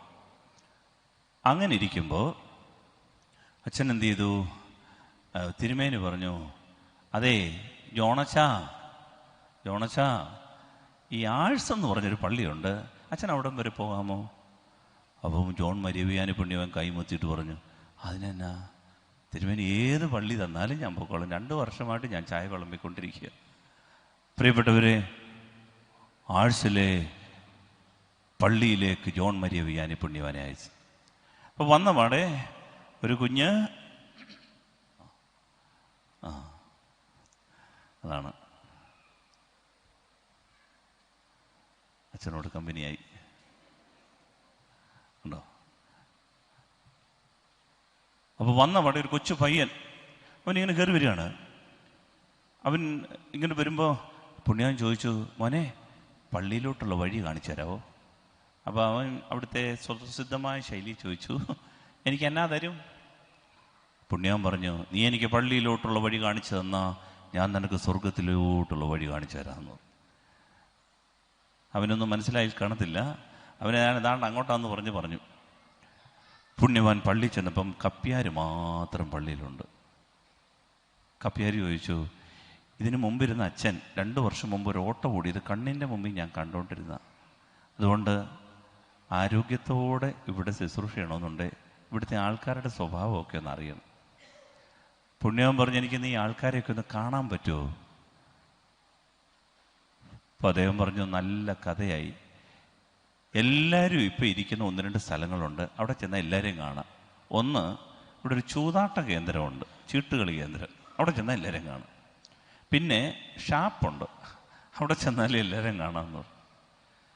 കൊച്ചച്ഛൻ കപ്പ്യാരെയും വിളിച്ചുകൊണ്ട് അവിടെ ചെന്നു. പ്രിയപ്പെട്ടവർ, വന്ന പാടെ ആൾക്കാരെല്ലാവരും കൂടെ ഈ പുണ്യവാൻ കയറി വരുന്നത് കണ്ടിട്ട് ചോദിക്കുക, ഇത് നമ്മുടെ പുതിയ വികാരിയച്ഛനാണെന്ന് തോന്നുന്നല്ലോടാ, പുതിയ വികാരിയച്ഛൻ നമ്മളെ തപ്പി ഇറങ്ങിയിരിക്കുക, കൊള്ളാനിലൂടെ ഇത്. പ്രിയപ്പെട്ടവരെ, അദ്ദേഹം അവിടെ ചെന്നിട്ട് ഈ ആൾക്കാരുടെ അടുത്ത് ലോഹ്യമൊക്കെ പറയാൻ തുടങ്ങുമ്പോൾ ആൾക്കാർ പറഞ്ഞു, ഉപദേശമൊക്കെ അങ്ങ് പള്ളി മതി. ഇവരുടെ ശൈലിയാണത്, ഉപദേശമൊക്കെ അങ്ങ് പള്ളി പറഞ്ഞാൽ മതി എന്ന് പറഞ്ഞു. പിന്നെ കൂടുതൽ ഉപദേശിക്കാൻ പോയില്ല. പക്ഷെ അദ്ദേഹം ഈ ഷാപ്പിൻ്റെ മുതലാളിയോട് പറഞ്ഞു, സാറേ, ഇതെല്ലാം എൻ്റെ ആൾക്കാരായിരിക്കണം കേട്ടോ, എൻ്റെ പള്ളിക്കാരാ, അതുകൊണ്ട് മായം ചേർത്തൊന്നും കൊടുക്കല്ലേ, കൊടുക്കുമ്പോൾ നല്ലതേ കൊടുക്കാവൂ. ചൂതാട്ട കേന്ദ്രത്തിൽ ചെന്ന്, ചീട്ടുകളി കേന്ദ്രത്തിൽ ചെന്ന് പിള്ളേരോട് ചോദിച്ചു, മക്കളെ എന്നാ എടുക്കുക? ചീട്ട് കളിക്കുകയാണോ? പിന്നെ എന്നാ പുസ്തകം വായിക്കുകയാണോ? കളിച്ചോ മോനെ, പക്ഷേ കള്ളക്കളി കളിക്കല്ലേ കേട്ടോ, നല്ല കളിയേ കളിക്കാവൂ. ആൾക്കാർ അങ്ങോട്ടും ഇങ്ങോട്ടും നോക്കിയിട്ട് പറയും, ഇത് കൊള്ളാനിലൂടെ ജോക്കർ അച്ഛൻ, നമ്മുടെ പള്ളിയിലേക്ക് തിരുമേനി നമ്മളെ ഒരു പാഠം പഠിപ്പിക്കാൻ വിട്ടിരിക്കുന്ന ജോക്കർ അച്ഛൻ. അങ്ങനെയെങ്കിൽ ഞായറാഴ്ച ജോക്കർ അച്ഛൻ കുറേ കലാപരിപാടികൾ കാണിക്കാൻ സാധ്യതയുണ്ട്. പ്രിയപ്പെട്ടവർ, ഞായറാഴ്ച പള്ളിയിൽ കുറേ പേരിങ്ങി വന്നു. പക്ഷേ തലേന്ന് രാത്രി ജോക്കർ അച്ഛൻ ഒരു കാര്യം ചെയ്തു. എന്താണെന്നറിയോ? ഈ പള്ളിയിൽ കയറിയിട്ട് കഥകളെല്ലാം അടച്ചിട്ട് മധുബഹായിൽ മുട്ടുകുത്തിയിട്ട് ഈ ദിവ്യകാരുണീശോയെ എഴുന്നള്ളിച്ച് വെച്ചിട്ട് ജപമാല കയ്യിലെടുത്ത് ചൊല്ലി ചൊല്ലി പറഞ്ഞു, കർത്താവേ, ഞാൻ ജോൺ മരിയ വിയാനി, പോഴന മാർക്കൊന്നുമില്ല, കഷ്ടിച്ചാണ് ഈ പള്ളി കിട്ടിയത്, പക്ഷേ ഇതെൻ്റെ പള്ളിയാ, നിനക്ക് വേണ്ടി ആത്മാക്കളെ നേടാനാണ് ഞാനിവിടെ വന്നിരിക്കുന്നത്. അതുകൊണ്ട് ആഴ്സിനെ ഞാൻ അവകാശമായി ചോദിക്കുന്നു, എനിക്ക് തരണമെന്ന് പറഞ്ഞു. ഈ ആഴ്സിൻ്റെ കുമ്പസാരക്കൂട് ഞാൻ തുറക്കാൻ പോവാ, എനിക്ക് ആത്മാക്കളെ വേണമെന്ന് പറഞ്ഞു. പതിവ് പോലെ ഈശോ മിണ്ടണില്ല. 1 മണിയായി, 2 മണിയായി, 2:45 വിട്ടുകൊടുക്കാൻ തയ്യാറായില്ല. രാത്രിയുടെ യാമങ്ങൾ പിന്നിടുമ്പോഴും മുട്ടിന്മേൽ നിന്നിട്ട് ഇത് തന്നെ പ്രാർത്ഥന, എനിക്ക് അവകാശമായി തന്നേ പറ്റൂ ആഴ്സിനെ. പ്രിയപ്പെട്ടവരെ, 3 മണിയായപ്പോൾ സക്രാരിയിൽ ദിവ്യകാരുണ്യനാഥൻ്റെ ഒരു ശബ്ദം ഈ പുണ്യവാൻ കേട്ടു അത്രേ. John, my beloved John, you partake in my suffering, you will partake in my glory. നീ എൻ്റെ സഹനത്തിൽ പങ്കുചേർന്നു, എൻ്റെ മഹത്വത്തിൽ നീ പങ്കുചേരും, ആഴ്ചനെ ഞാൻ തരിക. പ്രിയപ്പെട്ടവരെ, അടുത്ത ദിവസത്തെ വിശുദ്ധ കുർബാനയ്ക്ക് പ്രസംഗത്തിൻ്റെ സമയത്ത് വലിയ തിയോളജിയോ ദൈവശാസ്ത്രമോ ജ്ഞാനമോ അറിവോ ഒന്നുമില്ലാത്ത ഈ പാവപ്പെട്ട മനുഷ്യൻ ഈ ജനത്തെ നോക്കിയിട്ട് പറഞ്ഞു, മക്കളെ, ദൈവം സ്നേഹമാ മക്കളെ, ദൈവം നിങ്ങളെ സ്നേഹിക്കുന്നു മക്കളെ. പ്രിയപ്പെട്ടവരെ, മനുഷ്യൻ കാണുന്ന കാഴ്ച, അപാലവൃദ്ധ ജനങ്ങളും ഏങ്ങലടിച്ച് കരയുക, കണ്ണുനീരൊഴുക്കി കരയുക. വിശുദ്ധ കുർബാന ഒരു കണക്കിന് മുഴുമിപ്പിച്ചിട്ട് ഈ മനുഷ്യൻ ചെന്നിട്ട് കുമ്പസാരക്കൂട്ടിലിരുന്നു. അറിയാമോ എന്താ സംഭവിച്ചതെന്ന്? ആഴ്സിന്റെ കുമ്പസാരക്കൂട്ടിൽ നിന്ന് ഒരു നീണ്ട നിര പുറത്തേക്കൊഴുകി. ആഴ്സ് മാനസാന്തരപ്പെട്ടു. വിശുദ്ധ കുമ്പസാരത്തിലൂടെ ആഴ്സിന്റെ കെട്ടഴിഞ്ഞു. ഇന്ന് ആയിരക്കണക്കിന് ആളുകൾ ആ തീർത്ഥാടന കേന്ദ്രത്തിലേക്ക് ഒഴുകിയെത്തുകയാണ്. സ്നേഹമുള്ളവരെ, ഒരു ദേശത്തിൻ്റെ കെട്ട് അഴിച്ചു കളയാൻ ശക്തിയുണ്ട് വിശുദ്ധ കുമ്പസാരക്കൂടിന്. ഹല്ലേലൂയാ. സ്വരമെഴുതി പറഞ്ഞേ, ഹല്ലേലൂയാ, ഹല്ലേലൂയാ.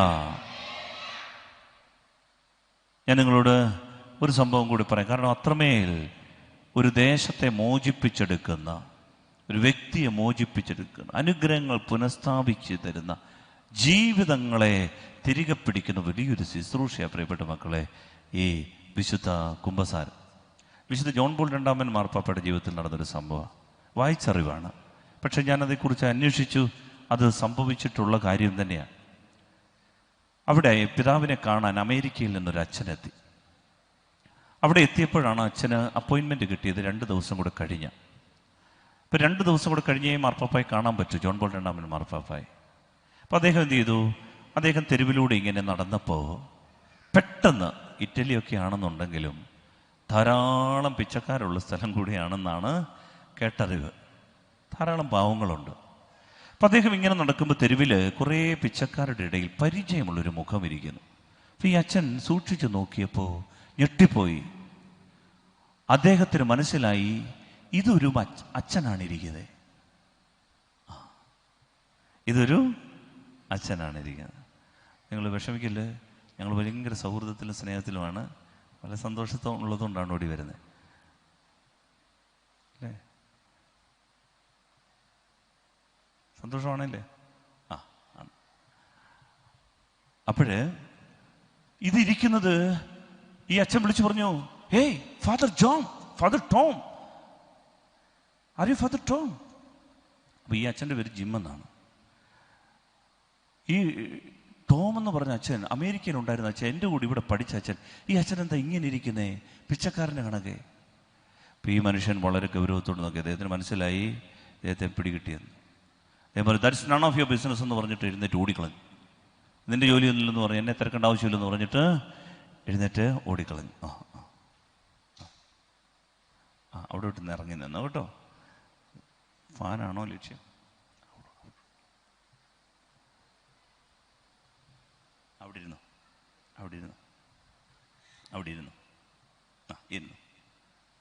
Good boy. ഹല്ലേലൂയ. എനിക്ക് ഭയങ്കര സങ്കടം വരുന്നു ഇതൊക്കെ കണ്ടിട്ട്. ഇവിടെ ഇരിക്കുന്ന അപ്പച്ചന്മാരേ ഇങ്ങനൊക്കെ തന്നെ ആയിരുന്നു പണ്ട് അല്ലേ? എന്തെല്ലാം കുസൃതികളാണ് കാണിച്ച്.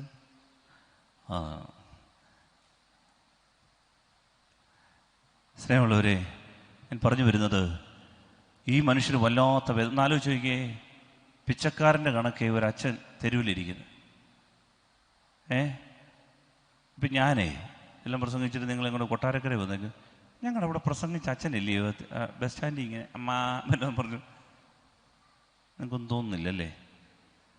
എന്നാൽ പോട്ടെ, നിങ്ങളുടെ അഗസ്ത്യൻ അച്ഛനാ അങ്ങനെ ഇരിക്കുന്നതിൽ. അപ്പം തോന്നും. പ്രിയപ്പെട്ടവരെ, അങ്ങനെ വലിയ പാടാണ് ഇത് വിശ്വസിക്കാൻ. ഈ മനുഷ്യൻ വേദനയോടെ, നിങ്ങൾക്കറിയാമോ, മാർപ്പാപ്പയുടെ അപ്പോയിൻമെൻറ്റ് കിട്ടിയപ്പോൾ അദ്ദേഹത്തോട് കൈമുത്തിയിട്ട് ആദ്യമേ പറഞ്ഞ കാര്യമുണ്ടോ എന്താണെന്നറിയാമോ? Holy father, there is a Catholic priest begging in your street. അങ്ങയുടെ ഒരു കത്തോലിക്ക പുരോഹിതൻ ഈ തെരുവിലിരുന്ന് പിച്ച എടുക്കുന്നത് ഞാൻ കണ്ടെന്ന് പറഞ്ഞു. പ്രിയപ്പെട്ടവരെ, പരിശുദ്ധ പിതാവ് എന്ത് ചെയ്തെന്നറിയാമോ? ഒരു നിമിഷത്തെ മൗനത്തിന് ശേഷം സെക്രട്ടറിയെ വിളിച്ചിട്ട് 2 കാർഡ്, അതായത് അത്താഴത്തിന് ഒക്കെ പിതാവിൻ്റെ കൂടെ ഇരിക്കണമെന്നുണ്ടെങ്കിൽ ഈ കാർഡൊക്കെ വേണം, പാസ്, 2 പാസ്, ഒന്ന് നിനക്ക്, ഒന്ന് നീ പറഞ്ഞ അച്ഛനെന്ന് പറഞ്ഞു. ഇന്ന് തന്നെ അവനെ വിളിച്ചുകൊണ്ട് വരണം എൻ്റെ കൂടെ അത്താഴത്തിനെന്ന് പറഞ്ഞു. ഈ അച്ഛൻ ഈ കാർഡും കൊണ്ട് തെരുവെല്ലാം നടക്കുക. മാർപ്പാപ്പ പറഞ്ഞതാ, ദൈവമേ വൈകിട്ട് എങ്ങനെയും കൊണ്ടുവരണം. അങ്ങനെ കൊണ്ടു നടന്ന് ഒടുവിൽ കണ്ടുമുട്ടി. ഇത് പറഞ്ഞു, Father Tom please wait, holy ഫാദറിൻ്റെ പാസ്സാണ് ഇന്ന് അത്താഴം, നിനക്കും എനിക്കും അവിടെ പ്ലീസ് വരണം. ഹോളി ഫാദർ നോക്കി കേട്ടപ്പോഴത്തേന് അച്ഛൻ്റെ അല്പമൊക്കെ വെളിവ് വന്നു. പ്രിയപ്പെട്ടവരെ, അച്ഛൻ പറഞ്ഞു, അതേ എനിക്ക് ഉടുപ്പൊന്നുമില്ല, ഉടുപ്പും വാനൊന്നുമില്ലെന്ന് പറഞ്ഞു, മുഷിഞ്ഞാന്ന് പറഞ്ഞു.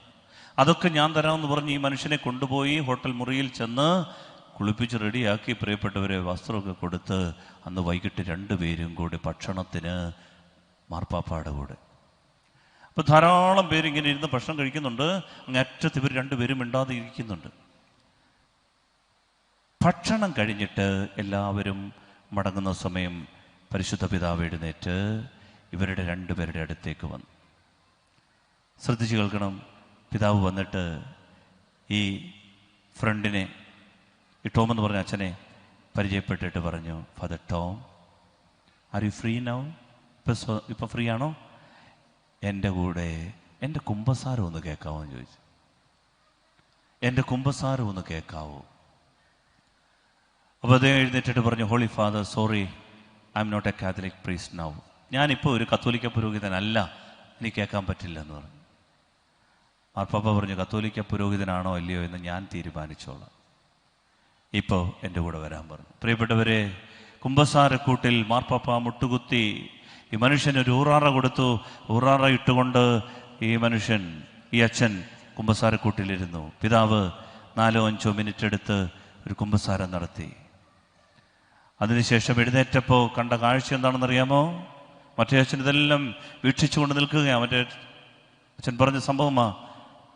ഈ കുമ്പസാരക്കൂട്ടിൽ ഇരുന്ന് മാർപ്പാപ്പായെ കുമ്പസാരിപ്പിച്ച, വിശുദ്ധനായ മാർപ്പാപ്പായെ കുമ്പസാരിപ്പിച്ച ഈ വൈദികൻ എഴുന്നേറ്റ് നിന്നിട്ട് പിതാവിൻ്റെ മുൻപിൽ മുട്ടുകുത്തിയിട്ട് പറഞ്ഞു, holy father, can you hear my confession? അങ്ങേക്ക് എൻ്റെ കുമ്പസാരം ഒന്ന് കേൾക്കാവോ? അതിനുവേണ്ടി കാത്തിരിക്കുകയായിരുന്നു മഹാപുരോഹിതൻ. പ്രിയപ്പെട്ടവരെ, അവിടെ ഇരുന്ന് കൊടുത്തു. 5 മിനിറ്റല്ല, 10 മിനിറ്റല്ല, 20-25 മിനിറ്റോളം എല്ലാ പ്രോട്ടോക്കോളും മാറ്റിവെച്ച്, എല്ലാ അപ്പോയിൻമെൻറ്റുകളും മാറ്റിവെച്ച് അവിടെ ഇരുന്ന് കൊടുത്തു. ഒടുവിൽ ഒരു വാക്ക് പോലും കുറ്റപ്പെടുത്താതെ ഒരാശീർവാദം കൊടുത്തിട്ട് പറഞ്ഞു, പോയി ജീവിച്ചോ. ഇന്ന് ആ മനുഷ്യൻ അമേരിക്കയിൽ അനേകം മെത്തഡിസ്റ്റുകളെ കത്തോലിക്ക സഭയിലേക്ക് കൊണ്ടുവരുന്ന കർത്താവിൻ്റെ വലിയൊരു ഉപകരണമായി മാറിയിരിക്കുന്നു. ഹല്ലേലൂയാ, സർമേർദി, ഹല്ലേലൂയാ. ജീവിതത്തിലേക്ക് തിരിച്ചു കൊണ്ടുവരും. പ്രിയപ്പെട്ടവരെ, കുമ്പസാരത്തെ ഗൗരവത്തോടെ എടുത്താൽ നഷ്ടപ്പെട്ടത് തിരികെ തരും. അതുകൊണ്ടാണ് അനുഗ്രഹങ്ങളുടെ പുനഃസ്ഥാപനം സാധിച്ചു തരുന്നു എന്ന് പറയുക. ഹല്ലേലൂയാ, ഹല്ലേലൂയാ. ഞാൻ ഒരു കാര്യം കൂടി പറയാം. അതിൻ്റെ പേരാണ് ജസ്റ്റിഫിക്കേഷൻ എന്ന് പറഞ്ഞാൽ നീതീകരണം. എന്താണ് അത്? ആദ്യമേ എന്താ പറഞ്ഞേ? സാങ്ക്ടിഫിക്കേഷൻ അഥവാ വിശുദ്ധീകരണം. വിശുദ്ധീകരണം എന്ന് പറയുന്നത് വെറുതെ കഴുകൽ മാത്രമല്ല, അനുഗ്രഹങ്ങൾ പുനഃസ്ഥാപിച്ചു തരുന്നതാണ് ബൈബിളിൽ വിശുദ്ധീകരണം. നിന്റെ ഐശ്വര്യം പുനഃസ്ഥാപിച്ചു തരും. 2, കുമ്പസാരക്കൂട്ടിൽ നടക്കുന്ന രണ്ടാമത്തെ പ്രക്രിയയാണ് നീതീകരണം. എന്താണ് നീതീകരണം? ഇത് ഞാൻ വലിയ ദൈവശാസ്ത്രമൊന്നും പറഞ്ഞാൽ നിങ്ങൾക്ക് അതിനുള്ള ഒരു സാവകാശം ഇല്ല. അതുകൊണ്ട് ഞാൻ നിങ്ങളോട് ഒരു ചെറിയ സംഭവത്തിലൂടെ കാര്യം പറഞ്ഞ് മനസ്സിലാക്കാം. എന്താണ് നീതീകരണം എന്ന് പറഞ്ഞാൽ, പൗലോസ്ലീഹ കൂടെ പറയുന്നൊരു വാക്കാണ്, നീ നീതീകരിക്കപ്പെട്ടിരിക്കുന്നു. You are justified. കുമ്പസാരക്കൂട്ടിൽ നമ്മൾ നീതീകരിക്കപ്പെടും. ശ്രദ്ധിച്ച് കേൾക്കണം. അതെന്താണ് നീതീകരണം? ഞാൻ ഇങ്ങനെ ഇവിടെ പ്രസംഗിച്ചുകൊണ്ടിരിക്കുകയാണ്. എന്താണ്? ഇവിടെ ഞാനിവിടെ 75 കിലോമീറ്റർ അകലെ നിന്ന് വന്ന് ഇവിടെ നിൽക്കുക. ഏതൻ ഇനി ഇവിടെ വരും. അപ്പോൾ ഇവിടെ ഏതൻ, പ്ലീസ് സഹായിക്കണം, സഹകരിക്കണം. സ്നേഹമുള്ളവർ, ഞാനിവിടെ നിന്ന് പ്രസംഗിച്ചുകൊണ്ടിരിക്കുമ്പോൾ ഇങ്ങനെ നെഞ്ചത്തോട്ട് കൈവച്ചു. നിങ്ങൾ പിള്ളേരെല്ലാം വിചാരിച്ചു അച്ഛൻ പുതിയൊരു ആക്ഷൻ സോങ്ങിൻ്റെ ലക്ഷണമാണെന്ന്. ഏതനൊക്കെ പക്ഷേ ഞാൻ ഇങ്ങനെ കുഴഞ്ഞ് വീഴുന്നത് കണ്ടിട്ട് ഇറങ്ങി ഓടിക്കളഞ്ഞു. അതുവരെ ഇങ്ങനെ നിന്നാലും വീണ് കഴിഞ്ഞാൽ പിന്നെ നിൽക്കത്തില്ലല്ലോ. കുറേ ചേട്ടന്മാർക്കൊക്കെ മനസ്സിലായി അച്ഛൻ ഇങ്ങനെ നെഞ്ചത്തോട്ട് കൈവച്ചതിൻ്റെ കാരണം എന്താണ്. അച്ഛന് കാര്യം പ്രസംഗിക്കുകയാണെന്നുണ്ടെങ്കിലും എന്തായി പറഞ്ഞോ, കുഴപ്പമില്ലെന്നേ, ഇതൊക്കെ വരാൻ സാധ്യതയില്ലേ. ഹാർട്ട് അറ്റാക്ക്, എന്താണ് കാർഡിയക് അറസ്റ്റ്. അത് നന്നായി. അവനെ എങ്ങനെ ചേർത്ത് പിടിച്ചോ, ഇല്ലെങ്കിൽ ഇതുവഴി ഇങ്ങനെ കയറി വരും. ഹല്ലേലൂയ, സ്വരമേർതി, ഹല്ലേലൂയ, ഹല്ലേലൂയ. എനിക്ക് ഈ പ്രസംഗമൊക്കെ ഇങ്ങനെ ഘോരം പ്രസംഗിക്കുന്നതിനോടും താല്പര്യമൊന്നുമില്ല. അടുത്ത വർഷം നിങ്ങൾ എന്നെ വിളിക്കത്തില്ലെന്നല്ല ഉള്ളൂ. എന്നാലും ഇങ്ങനെയൊക്കെ പ്രസംഗിക്കുന്നതിനാണ് എനിക്ക് താല്പര്യം. നിങ്ങൾക്ക് ഇതാണോ ഇഷ്ടം? കുറച്ച് പേർക്കൊക്കെ ഇത് ഇഷ്ടം, അത് മതി അല്ലേ? ഹല്ലേലൂയ, അപ്പം ഞാനിങ്ങനെ ശ്രദ്ധിച്ച് കേൾക്കണം. എന്താണ് നമ്മുടെ വിഷയം? ജസ്റ്റിഫിക്കേഷൻ, നീതീകരണം. അപ്പം ഞാനിങ്ങനെ പ്രസംഗിച്ചുകൊണ്ടിരിക്കുമ്പോൾ കുഴഞ്ഞു വീണത്തോ അഗസ്റ്റിനച്ഛൻ എന്നോടൊരു പ്രത്യേക സ്നേഹമുള്ളതുകൊണ്ട് അച്ഛൻ ഓടി വന്ന് എന്നെ താങ്ങി എടുത്തിട്ട് എല്ലാവരും നോക്കിയിട്ട് പറഞ്ഞു, മൈക്കെടുത്തിട്ട് പറഞ്ഞു, എല്ലാവരും വെട്ടിപ്പൊക്കോളം പറഞ്ഞു. നമ്മുടെ അച്ഛൻ പോയി. അതുകൊണ്ട് നമ്മുടെ പള്ളിയിൽ വെച്ച് പ്രസംഗിച്ചുകൊണ്ടിരുന്നത് കൊണ്ട് ഞാൻ ട്രസ്റ്റിയും സെക്രട്ടറിയും കൂടെ വിടുന്നുണ്ട് അച്ഛൻ്റെ അടക്കത്തിന്. അപ്പം നിങ്ങൾ ഒരു ബൊക്കയൊക്കെ റെഡിയാക്കിക്കോണം. അച്ഛൻ്റെ പത്തനംതിട്ട നന്നോക്കാടാണ്, കത്തീഡ്രൽ പള്ളിയാണ്. അച്ഛൻ്റെ കത്തീഡ്രൽ പള്ളിയിലോട്ട് വിടാൻ പോവുകയാണ്. അങ്ങനെ അഗസ്റ്റിനച്ഛൻ എന്നെ വലിയ കാര്യത്തിൽ ഒരുക്കി റെഡിയാക്കി വിട്ടു. അപ്പോഴത്തേനും അവിടുന്ന് ആൾക്കാരൊക്കെ വന്നു എന്നെ കൊണ്ടു. ഞാൻ ഇവിടുന്ന് പ്രസംഗിച്ചുകൊണ്ടിരിക്കുമ്പോൾ മരിക്കുമ്പോൾ സ്വാഭാവികമായിട്ടും ഇവിടുന്ന് 2-3 പേരെല്ലാം വരത്തില്ലേ? ക്രൂരന്മാരാണെന്ന് തോന്നുന്നു. വരണം കേട്ടോ. അപ്പോൾ വന്ന് നോക്കുമ്പോൾ നിങ്ങൾ നോക്കുമ്പോൾ എല്ലാവരും ഇങ്ങനെ മരിച്ചു കഴിയുമ്പോൾ എന്താ സംഭവിക്കുന്നത്? മരിച്ചവൻ്റെ മുഖത്തേക്ക് ഒരുപടി മണ്ണ് അല്ലേ? മരിക്കാത്തവരുടെ വായിൽ ബണ്ണ് അല്ലേ? മണ്ണുമായിട്ടൊക്കെ അല്ലേ നിൽക്കുന്നത് ഇങ്ങനെ ഇങ്ങനെ ആൾക്കാരിങ്ങനെ മണ്ണും ബണ്ണുമായിട്ടൊക്കെ ഇങ്ങനെ നിൽക്കുകയാണ്. അപ്പോൾ നിങ്ങൾ വന്നപ്പോൾ മഴയ്ക്ക് മുമ്പ് അങ്ങ് പോയാൽ മതി. പെട്ടെന്ന് മഴ വരുന്നു. അപ്പോഴത്തേന് തിരുമേനി റെഡിയാക്കി അടച്ച്. ഞാൻ നോക്കിയപ്പം മഴയും കൂടെ ആയി, ആരുമില്ല, എല്ലാവരും പോയി. വീട്ടിലിപ്പോൾ ആരുമില്ല. ചാച്ചനും അമ്മയും എല്ലാം സ്വർഗത്തിൽ പോയതാണ്. അപ്പോൾ പിന്നെ വീട്ടിലും ആരുമില്ല. അപ്പോൾ പിന്നെ ഇനി ആരുമില്ല കല്ലറ നിൽക്കാൻ. അപ്പോൾ എൻ്റെ കാവൽ മാലാക, ഞാൻ നോക്കുമ്പോൾ എല്ലാവരും പോയി. എൻ്റെ കാവൽ മാലാക നിൽപ്പുണ്ട്. അങ്ങനെ ഒരാളുണ്ട്, കാവൽ മാലാക, ഗാർഡിയൻ ഏഞ്ചൽ. അങ്ങനൊരു സംഭവം ഉണ്ട്. വിശ്വസിച്ചാലും ഇല്ലെങ്കിലും ഉണ്ട്. മാലാക കൂടെ ഉണ്ട്. മാലാക എന്ത് ചെയ്തു? എന്നോട് പറഞ്ഞു, ബെന്നിയച്ച കമോൺ പോകാമെന്ന് പറഞ്ഞു. സന്തോഷമായി എനിക്ക്. കർത്താവേ, അങ്ങയ്ക്ക് വേണ്ടി ശുശ്രൂഷ ചെയ്തു, അതും കൈതക്കോട് പള്ളി പ്രസംഗിച്ചുകൊണ്ടിരിക്കുമ്പോഴല്ലേ ഞാൻ മരിക്കുന്നത്. ഞാൻ എവിടെ പോവും? എനിക്ക് ഉറപ്പുണ്ട്, കൈതക്കോട് പള്ളിയിലൊക്കെ പ്രസംഗിച്ചാൽ സ്വർഗത്തിൽ പോകത്തില്ലേ? അപ്പോൾ ഞാൻ സ്വർഗത്തിലേക്ക് പോവാം. അപ്പോൾ അവിടെ ചെന്നപ്പോഴാണ് സ്വർഗത്തിൻ്റെ കവാടത്തെങ്കിൽ ഒരാൾ ഗേറ്റിലിരിപ്പുണ്ട്. ആരാണ്? മേശയൊക്കെ ഇട്ട് കമ്പ്യൂട്ടറൊക്കെ വെച്ച്. ആരാ? പത്രോസ്. പിന്നെ ആരാണ്ടൊക്കെ പോയ പോലെ ഉണ്ട്. പോട്ടെ, പത്രോസ്. അപ്പം ഞാൻ അവിടെ ചെന്നിട്ട് പത്രോസ് സ്ലീഹയോട് പറയും, പത്രോസ് സ്ലീഹായെ ഗുഡ് ഈവനിങ്. ഞാൻ വന്നു. ആരാന്നോ? എന്താ ചോദ്യം ഇത്? I am Father Benny Narakathinal. കയറിക്കോട്ടെ അച്ഛൻ, ഒന്ന് വെയിറ്റ് ചെയ്യണേ. കമ്പ്യൂട്ടർ നോക്കി 10 മിനിറ്റോളം നോക്കിയിട്ട് ഇല്ല. ഞാൻ പറഞ്ഞു, വാട്ട്? ഇല്ലേ? അങ്ങനെ വരാൻ പറ്റില്ലല്ലോ, നാരകത്തിനാണ് വെച്ചു. ഇല്ല. വാട്ട്? അച്ഛൻ വെയിറ്റ് ചെയ്യേണ്ടി വരും. യു മീൻ ശുദ്ധീകര സ്ഥലം? അതെ. അയ്യോ, വിശുദ്ധ ജത്രൂദൊക്കെ പറഞ്ഞ് കേട്ടിട്ടുണ്ട്, ശുദ്ധീകര സ്ഥലത്തെ 1 മണിക്കൂർ എന്ന് പറയുന്നത് 1000 ദിവസത്തെക്കാളും കഠിനമാണ്. ഞാൻ പറഞ്ഞു, പ്ലീസ് എന്തേലും സാധ്യതയുണ്ടോ അകത്ത് കയറ്റിവിടാൻ? അച്ഛൻ വെയിറ്റ് ചെയ്യേണ്ടി വരും. ഞാൻ തിരിഞ്ഞു നോക്കിയപ്പോൾ എൻ്റെ കാവൽ മാലകയും കാണാനില്ല. തീർന്നു, ക്ലോസ്. നമ്മുടെ വിഷയം എന്താണ്? ജസ്റ്റിഫിക്കേഷൻ. അങ്ങനെ ഇരിക്കുമ്പോൾ ഞാൻ ഈ സ്വർഗത്തിലേക്കൊന്ന് ഉറ്റുനോക്കി, എൻ്റെ ദൈവമേ, ഈ സ്വർഗം എനിക്ക് കിട്ടാതെ പോവോ? അവിടെ നോക്കിയപ്പോഴാണ് കുറേ വിശുദ്ധരൊക്കെ ഇങ്ങനെ നടക്കുന്നു. പരിചയമുള്ള മുഖങ്ങളൊക്കെ ഗിവറിസത ഉൾപ്പെടെയുണ്ട്. എല്ലാ ദിവസവും കുറേ വിശുദ്ധരുടെ പേര് വിളിച്ച് പ്രാർത്ഥിക്കും. വിശുദ്ധ ഫ്രാൻസിസ് അസീസി, വിശുദ്ധ ഫ്രാൻസിസ് സാലസ്, ഇഗ്നേഷ്യസിലെയുള്ള Thomas Aquinas, John Maria Vianney, Padre Pio, ഷർബേലെ, പാട്രിക്ക്, അംബ്രോസെ, ക്രിസ്റ്റഫറെ, ലോഷ്യസ് പുണ്യാനെ, ക്ലാരാമേ, റീത്താമേ, അൽഫോൻസാമേ, മദർ തെരേസാമേ. എവിടെ? മരിച്ചു കഴിഞ്ഞാൽ പിന്നെ പ്രാർത്ഥനയൊക്കെ തീർന്നു, നൊവേനയൊക്കെ തീർന്നു. അങ്ങനെ ഇരിക്കുമ്പോഴാണ് ഞാൻ നോക്കുമ്പോൾ എൻ്റെ പരിശുദ്ധ അമ്മ, ഞാൻ അമ്മയെ വിളിച്ചു, അമ്മേ ഞാൻ നോക്കിയപ്പോൾ അമ്മ കുറേ കൊച്ചു കുഞ്ഞുങ്ങളെ, മാലാക കുഞ്ഞുങ്ങളെ ഡാൻസ് പഠിപ്പിക്കുക. ഭ്രൂണഹത്യ ചെയ്ത് നമ്മൾ വിട്ടതാണേ.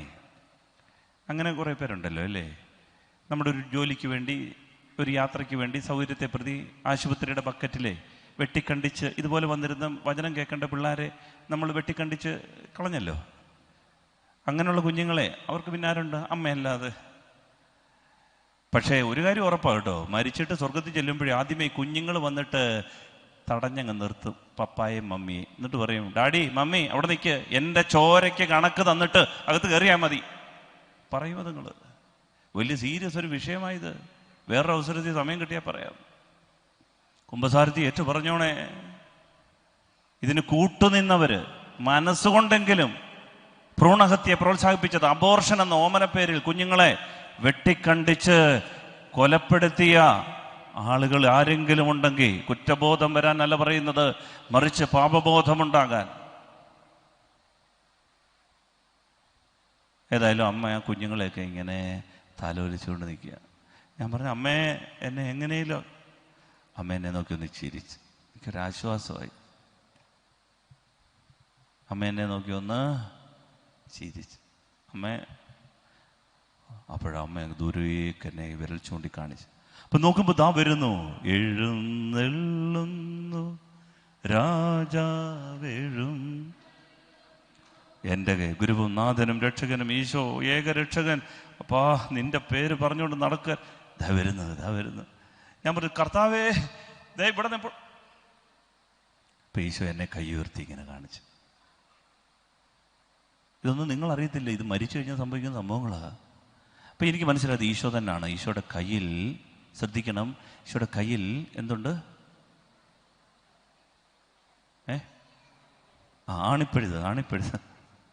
ആണിപ്പഴുത്. ഞാൻ ചോദിച്ചോട്ടെ, ശ്രദ്ധിച്ച് കേൾക്കണം. ഈശോ മരിച്ചപ്പോൾ ഈശോയുടെ ശരീരത്തിൽ 5 മുറിവേ ഉണ്ടായിരുന്നുള്ളൂ.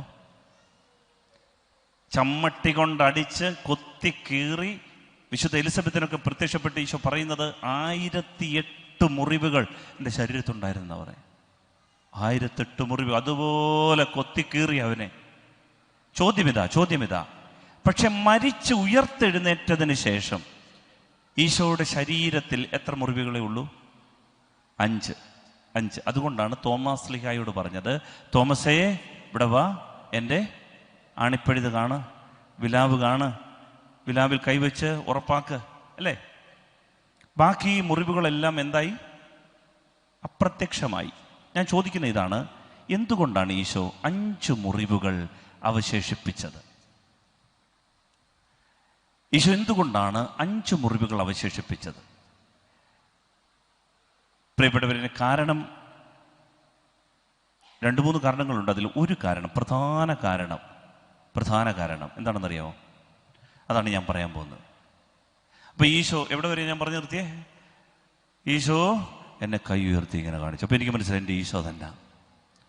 എന്നിട്ട് ഈശോ തൻ്റെ അപ്പൻ അബാപിതാവ് സിംഹാസനത്തിലിരിക്കുക, അപ്പായെ ഒന്ന് നോക്കി. അപ്പം ഞാനും നോക്കിയപ്പോൾ ഇതേ സിംഹാസനത്തിൽ സർവശക്തനായ ദൈവം ഇരിക്കുന്നു. ഞാൻ ഒന്നേ നോക്കിയുള്ളൂ. കാരണം ആ മുഖത്തിപ്പോൾ നീതിമാനായ ദൈവത്തിൻ്റെ മുഖമാണ്, കരുണയേയില്ല. മരിക്കുന്നത് വരെ കരുണയൊക്കെ ഉള്ളന്നേ, മരിച്ചു കഴിഞ്ഞാൽ പിന്നെ നീതിവിധി. ഞാൻ ഒന്നേ നോക്കിയുള്ളൂ, കണ്ണങ്ങ പൂട്ടി. ഞാൻ പിന്നെ ഈശോയെ നോക്കി. ഈശോ എന്ത് ചെയ്തെന്നറിയോ? ഈ നീതിമാനായ അപ്പൻ്റെ മുമ്പിലൂടെ അങ്ങോട്ടും ഇങ്ങോട്ടും ഒന്ന് നടന്നു. അങ്ങോട്ടും ഇങ്ങോട്ടും ഒന്ന് നടന്നിട്ട് അപ്പനോട് ചോദിച്ചു, അപ്പാ എന്താ മോനെ? അപ്പ ഒരു കാര്യം ചോദിച്ചോട്ടെ? ചോദിക്കടാ. അപ്പ ഒരു തെറ്റിന് 2 ശിക്ഷയുണ്ടോ? ഒരു തെറ്റിന് 2 ശിക്ഷയുണ്ടോ? ഒരു തെറ്റിന് 2 ശിക്ഷയില്ല മോനെ, ഒരു തെറ്റിന് 1 ശിക്ഷയുള്ളൂ. ഉറപ്പാണല്ലോ? ഉറപ്പാ. അപ്പാ ദേപ്പാ കാണപ്പാ. എൻ്റെ കൈ കണ്ടോ? വിലാവ് കണ്ടോ? കാല് കണ്ടോ? അതെ. അപ്പനറിയാമല്ലോ ഞാനൊരു തെറ്റും ചെയ്തിട്ടില്ലെന്ന്. അപ്പാ എന്നിട്ടും ഞാൻ ശിക്ഷയേറ്റില്ലേ? അപ്പനല്ലേ പറഞ്ഞു ഒരു തെറ്റിന് ഒരു ശിക്ഷയുള്ളെന്ന്? പുറത്തു നിൽക്കുന്നവന് തെറ്റുകാരനാ. പക്ഷേ അവനേൽക്കേണ്ട മുറിവല്ലേ അപ്പ ഇത്? കേറ്റിവിടപ്പ അവനെ. ദൈവത്തിന് പിന്നെ വാക്കുകളിൽ എൻ്റെ പ്രിയപ്പെട്ടവരെ. ആകാശത്തിലെ തമ്പുരാൻ ആജ്ഞ കൊടുത്തു, കേറ്റിവിടവനെ. ഇതിൻ്റെ പേരാണ് നീതീകരണം. വിശ്വസിക്കുന്നവർ പറ ഹല്ലേലൂയ, ഹല്ലേലൂയ. എൻ്റെ ദൈവം എനിക്ക് വേണ്ടി കാൽവറിയിൽ കൊത്തി നുറുക്കപ്പെട്ടു. ഇതാണ് എൻ്റെ കഴിവല്ല, എൻ്റെ അറിവല്ല, ഞാൻ ചൊല്ലിയ കുർബാനകളല്ല, ചൊല്ലിക്കൂട്ടിയ പ്രാർത്ഥനകളല്ല, ജപമാലകളല്ല, മറിച്ച് അവൻ ശരീരത്തിലേറ്റ പീഡ, അവൻ്റെ മരണത്തോളമുള്ള അനുസരണം എനിക്ക് നിത്യതയുടെ കവാടം തുറന്നു തരും. ഇതിൻ്റെ പേരാണ് എൻ്റെ ഒരു യോഗ്യതയും കൊണ്ടല്ല, മറിച്ച് അവൻ്റെ യോഗ്യതയാൽ ഞാൻ നേടുന്ന സൗഭാഗ്യം. ഇത് വിശ്വസിക്കാൻ സാധിക്കണം. Hallelujah, hallelujah. പ്രിയപ്പെട്ട മക്കളെ, ഇതിനാണ് കുമ്പസാരക്കൂട്. ഈ ഭൂമിയിൽ നീ ചെയ്തു കൂട്ടിയ സകല പാപവും അവൻ്റെ ചുമലിൽ നീ വെച്ചു കൊടുത്താൽ, കുമ്പസാരക്കൂട്ടിൽ അവൻ്റെ മേൽ കൊണ്ടിറക്കി വെച്ചാൽ, അവനത് മുഴുവനും കത്തിച്ചു കളയും. അതുകൊണ്ടാണ് അവനെ ദഹിപ്പിക്കുന്ന അഗ്നി എന്ന് പറയുക. നാവിലേക്ക് അവൻ്റെ തിരുശരീരം വെച്ചുകൊണ്ട് മലങ്കര കുർബാനയിൽ അതുകൊണ്ടാണ് പറയുന്നത് തിരുശരീര രക്തങ്ങളാകുന്ന തീക്കട്ട. അത് നിന്നെ ദഹിപ്പിക്കില്ല, പക്ഷെ നിന്റെ അപരാധങ്ങളെ ദഹിപ്പിക്കും. അതിനുള്ള അവസരമാണ് എൻ്റെ പ്രിയപ്പെട്ടവരെ കുമ്പസാരക്കൂട്. നീ നീതീകരിക്കപ്പെട്ടവനായി ദൈവമുൻപാകെ നിൽക്കാനുള്ള വഴിയാണത്. നിന്നെ നോക്കിയാൽ, നിന്റെ ദൈവം നോക്കിയാൽ, നീ ഇതുവരെയും ഒരു പാപവും ചെയ്തിട്ടില്ലാത്തവനെ പോലെ കാണപ്പെടും. നീ നീതിമാനാണെന്ന്. പ്രിയപ്പെട്ടവരെ, ഇതിനാണ് വിശുദ്ധ കുമ്പസാരം. ഞാനൊരു ചെറിയ കാര്യം കൂടി പറഞ്ഞ് ആരാധനയിലേക്ക് പ്രവേശിക്കുകയാണ്. നിങ്ങൾക്കൊരു ബ്രേക്ക് ആവശ്യമുണ്ടെന്നറിയാമെങ്കിലും നിങ്ങളൊരു 6-7 മിനിറ്റ് കൂടി ഇരുന്നതിന് ശേഷം നമുക്ക് ആരാധനയിലേക്ക് പ്രവേശിക്കും. പലരും ചോദിക്കുന്നൊരു കാര്യമുണ്ട്, ഈ കുമ്പസാരം അതിങ്ങനെ യഥാർത്ഥത്തിൽ കുമ്പസാരിച്ചിട്ട് എന്തിനാ ചെയ്യുക? എന്ത് കാര്യം? കുമ്പസാരിച്ചിട്ട് പിന്നെ അതേ പാപം തന്നെയല്ലേ ചെയ്യുന്നത്? അങ്ങനൊരു അഭിപ്രായമുണ്ട്. കുമ്പസാരിക്കും പിന്നെ അതേ പാപം, കുമ്പസാരിക്കും അതേ പാപം. അപ്പോൾ എന്തുകൊണ്ടാണ് ഇങ്ങനെ ഒരു അവസ്ഥ? ഇതെന്താ ഇതിൻ്റെ പ്രശ്നം? ശ്രദ്ധിച്ച് കേൾക്കണം. ഇതിൻ്റെ പ്രശ്നം എന്താണെന്നറിയാം? കുമ്പസാരം ഫലപ്രദമല്ലാഞ്ഞിട്ടല്ല, കുമ്പസാരം ഫലപ്രദം തന്നെയാണ്. പക്ഷേ കുമ്പസാരത്തിനായി അണയുന്ന വ്യക്തിയുടെ, കുമ്പസാരത്തിൻ്റെ ഫലപ്രാപ്തിക്ക് കാരണമാകുന്ന ആ വ്യക്തിയുടെ മനോഭാവം വളരെ പ്രധാനപ്പെട്ട. ശ്രദ്ധിച്ച് കേൾക്കണം. കുമ്പസാരം എന്ന് പറയുന്നത് ഒരു കൂദാശയാണ്. എന്താണ്? ഒരു കൂദാശയാണ്. കുമ്പസാരം ഒരു കൂദാശയാണ്. ഒരു കൂദാശയാക്കുന്നത് 3 കാര്യങ്ങളാണ്. ഉദാഹരണത്തിന് മാമോദീസ ആകണമെങ്കിൽ എന്തൊക്കെ വേണം? 1, വെള്ളം വേണം. വേണ്ടേ?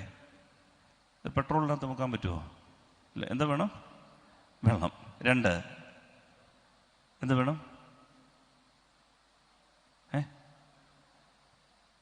കുഞ്ഞു വേണ്ടേ?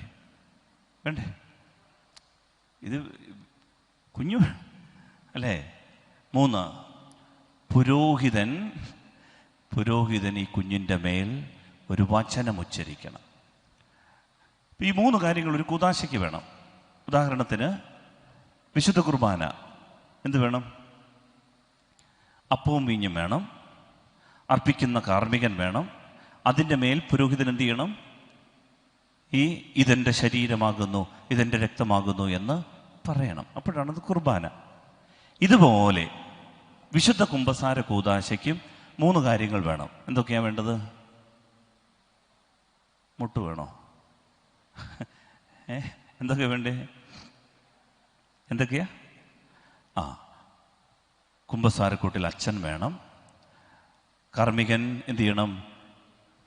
ഈ വ്യക്തിയുടെ മേൽ പാപമോചനം, പിതാവിൻ്റെയും പുത്രൻ്റെയും പരിശുദ്ധാത്മാവിൻ്റെയും നാമത്തിൻ്റെ പാപങ്ങൾ മോചിക്കപ്പെട്ടിരിക്കുന്നു എന്ന വചനം ഉച്ചരിക്കണം. 3 എന്ത്? 3-ാമത്തെ കാര്യമാണ് അനുതാപമുള്ളൊരു ഹൃദയം. എ കൺട്രൈറ്റ് ഹാർട്ട് എന്ന് പറഞ്ഞാൽ ഈർപ്പമുള്ളൊരു ഹൃദയം. കണ്ണ് നിറഞ്ഞ്, മനസ്സ് നിറഞ്ഞ്, കർത്താവേ നിൻ്റെ സ്നേഹത്തിനെതിരെ ഞാൻ പാപം ചെയ്തു പോയി എന്നുള്ള അനുതാപാർദ്രമായൊരു ഹൃദയം. പലപ്പോഴും കുമ്പസാരം പൂർണ്ണമാകാത്തതിൻ്റെ കാര്യം എന്താണെന്നറിയോ? അച്ഛനുമുണ്ട്, ഈ ആശീർവാദവും കിട്ടുന്നുണ്ട് ആളിന്. പക്ഷേ ഈ പറഞ്ഞ 3-ാമത്തെ കാര്യമില്ല. ഒരുക്കമില്ല, ആത്മശോധനയില്ല. സ്നേഹമുള്ളവരെ, ഇങ്ങനെ വന്ന് മുട്ടുകുത്തുന്നത് കൊണ്ടാണ് അതേ പാപത്തിൽ തന്നെ വീണ്ടും പിശാച് തള്ളിയിടുന്നത്. ദൂരെ നിന്ന് സോറി പറയുന്നതല്ല മനസാന്തരം. അനുതാപമുള്ളൊരു ഹൃദയത്തോടെ ഒരു തീരുമാനമെടുക്കാൻ ഉള്ള കഴിവിൻ്റെ പേരാ മനസാന്തരം. പ്രിയപ്പെട്ടവരെ, അതുകൊണ്ടാണ് ഇത് ഏറ്റുപറയണം. പലർക്കും പല കുറ്റബോധങ്ങളുമുണ്ട്. ഇതൊക്കെ ദൈവം ക്ഷമിക്കുമോ? ഞാൻ ഇന്നലെ മിനിഞ്ഞാന്നൊക്കെ ചെയ്ത് കുഴപ്പമില്ല, പക്ഷെ കഴിഞ്ഞ ആഴ്ച ചെയ്ത ഒരു പാവം അത് ക്ഷമിക്കുമെന്ന് തോന്നുന്നില്ല, അത് ഇച്ചിരി കട്ടിയായി. ഇങ്ങനെയൊക്കെ കരുതി കുറ്റബോധത്തെ കഴിയുന്നവരാരുണ്ട്? പ്രിയപ്പെട്ടവരെ, ഇങ്ങനെയുള്ളവരെ നോക്കി കർത്താവ് പറയുന്നൊരു കാര്യമുണ്ട്. നിന്റെ പാപം ഏതായാലും, അത് എത്ര കടും ചുവപ്പാണെങ്കിലും നീ അവൻ്റെ മേൽ ചുമത്തിയാൽ, സ്നേഹമുള്ളവരെ, പൂർണ്ണമായി നിന്നെ മോചിപ്പിച്ചെടുക്കാൻ ദൈവത്തിന് സാധിക്കും. അവൻ്റെ കഴിവിൽ വിശ്വസിക്കണം. അവൻ തൻ്റെ ഏക മകനെ പോലും നിനക്ക് വേണ്ടി തന്നെങ്കിൽ നിന്റെ കുറച്ച് പാപം ക്ഷമിച്ചു കിട്ടാനാണോ പാട്? സ്നേഹമുള്ളവരെ, തൻ്റെ ജീവനെ അവൻ നിനക്ക് പങ്കുവെച്ചു തന്നെങ്കിൽ നിന്റെ പാപം ക്ഷമിക്കാനാണോ പാട്? വിശ്വസിക്കണം. കുറ്റബോധങ്ങൾ പാടില്ല. പറയാനുള്ളവനോട് എല്ലാം പറയണം. കുട്ടനാട്ടിൽ ഒരു സംഭവം ഉണ്ടായി. താറാവ് കച്ചവടം നടത്തുന്ന ആ തങ്കപ്പച്ചേട്ടന് 2 മക്കള്, താരയും തമ്പിയും. 6-ാം ക്ലാസ്സിൽ പഠിക്കുന്ന താര, 3-ാം ക്ലാസ്സിൽ പഠിക്കുന്ന തമ്പി. ഇവർക്ക് എന്താണ് പപ്പായ്ക്ക് കച്ചവടം?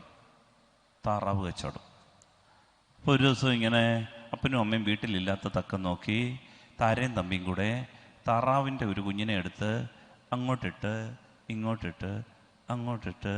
ഇങ്ങോട്ടിട്ട് ചെന്ന് കഴിഞ്ഞപ്പം തമ്പിയുടെ പിടിവിട്ട് താറാവ് കുഞ്ഞ് തറയിൽ പോയി പെടലി ഓടിച്ചു, ചത്ത്. ടെൻഷനായി. താറാവ് കുഞ്ഞ് ചത്ത്. താര പറഞ്ഞു, പറയും അങ്ങനെ പറയും വരട്ടെ പപ്പ വരട്ടെ, പറയും. തമ്പിക്ക് പേടിയായി, ആദിയായി. നോക്കിയപ്പോൾ വരമ്പത്തൂടെ വരുന്നു.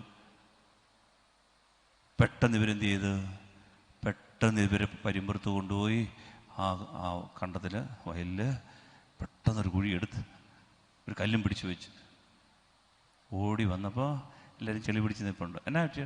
ഒന്നുമില്ലെന്നു. അങ്ങനെ ഒരു ദിവസം കഴിഞ്ഞു. അടുത്ത ദിവസം അമ്മ രാവിലെ താരയെ വിളിച്ചിട്ട് വിളിച്ചു, താരേ കടുങ്കാപ്പി ഇടാൻ ഇച്ചിരി വിറക് ഇങ്ങെടുത്തോണ്ട് വന്നേ. താര കട്ടിലേ കിടക്കുന്ന ബാലരമ വായിക്കായിരുന്നു. താര എന്ത് ചെയ്തു? തമ്പിയെ വിളിച്ചിട്ട് പറഞ്ഞു, തമ്പി പോയി വിറകെടുത്തോണ്ട് വാ. തമ്പി ക്രിക്കറ്റ് കളിക്കാൻ പോകാനുള്ള പരിപാടിയായിരുന്നു. തമ്പി പറഞ്ഞു, സൗകര്യമില്ല, ചേച്ചി വേണേ പോയി ചെയ്യാൻ. താര അവിടെ നിന്നിട്ട് തമ്പിയെ നോക്കിയിട്ട് പറഞ്ഞു, തമ്പി താറാവ്. തമ്പി ഓട്ടം. അടുത്ത ദിവസം അമ്മ പറഞ്ഞു, താരേ കടയിൽ പോയി പഞ്ചസാര വാങ്ങിച്ചുകൊണ്ട് വാ. താര ഓർഡർ, തമ്പി പോയി പഞ്ചസാര വാങ്ങിച്ചുകൊണ്ട് വാ. തമ്പി പറഞ്ഞു സൗകര്യമില്ല. താര പറഞ്ഞു, തമ്പി താറാവ്. തമ്പിയുടെ കൺട്രോൾ പോവുക. ഇതിപ്പോൾ കഴിഞ്ഞ 1 മാസമായിട്ട് അടിമപ്പണി. ഇതെന്തൊരടപ്പാടാ ഇത്? ഇതിനൊരു പൊത്തുവരുത്തുമില്ല. അങ്ങനെ ഇരിക്കെ ഒരു ദിവസം താരയും അമ്മയും പള്ളിയിലായിരിക്കുന്ന സമയം തമ്പിയും തമ്പിയുടെ അപ്പൻ തങ്കപ്പനും അവർ മാത്രം ഇരിക്കുമ്പോൾ തമ്പി കയറി അപ്പൻ്റെ മടി കയറി ഇരുന്നിട്ട് ഒരു ചോദ്യം, അപ്പാ എനിക്കിപ്പോൾ അറിയണം. എന്താ മോനെ? അപ്പന് താറാവിനോടാണോ ഇഷ്ടം, തമ്പിയോടാണോ ഇഷ്ടം? അത് എടാ, ഈ താറാവ് എല്ലാം നിൻ്റെ അല്ലൂടാ, നിന്നോടല്ലൂടാ എനിക്കിഷ്ടം. ആണല്ലോ, ആണ്. അപ്പം ഒരബദ്ധം പറ്റി. എന്താടാ? ഞാനും എൻ്റെ താരയും കൂടെ കളിച്ചുകൊണ്ടിരുന്നപ്പോൾ എൻ്റെ കയ്യിൽ നിന്നൊരു താറാവ് വീണ് ചത്തോ? ആ, എന്നിട്ട് ഞങ്ങൾ കൊണ്ടുപോയി അതിനെ കുഴിച്ചിട്ട് കല്ലും പിടിച്ചു വെച്ചു, ഇടയ്ക്കിടയ്ക്ക് കൊണ്ട് പൂവും വെക്കുന്നു. അപ്പൻ ഇതൊക്കെ സൂക്ഷിക്കണം കേട്ടാ. സാരമില്ല, പോട്ടെ. ഇത്രേ ഉള്ളായിരുന്ന? ഇത്രേ ഉള്ളൂ. അപ്പായ്ക്ക് കെട്ടിപ്പിടിച്ചൊരു ഉമ്മയൊക്കെ കൊടുത്തിട്ട് തമ്പി ഫ്രീ ആയി. അങ്ങനെ ഇരിക്കുമ്പോൾ അതേ 2 പേരും കൂടെ വരുന്നു. ആര്? അമ്മയും താരയും കൂടെ. വന്ന പാടെ അമ്മ കട്ടിലേക്ക് കയറി കിടന്നിട്ട് പറഞ്ഞു, താരേ ഇച്ചിരി ചൂടുവെള്ളം ഇങ്ങെടുക്കടി. താരയും കയറി കിടന്നിട്ട് പറഞ്ഞു, തമ്പി അമ്മച്ചിക്ക് ഇച്ചിരി വെള്ളം കൊടുക്ക. തമ്പി പറഞ്ഞു സൗകര്യമില്ല. താര പറഞ്ഞു, തമ്പി താറാവ്.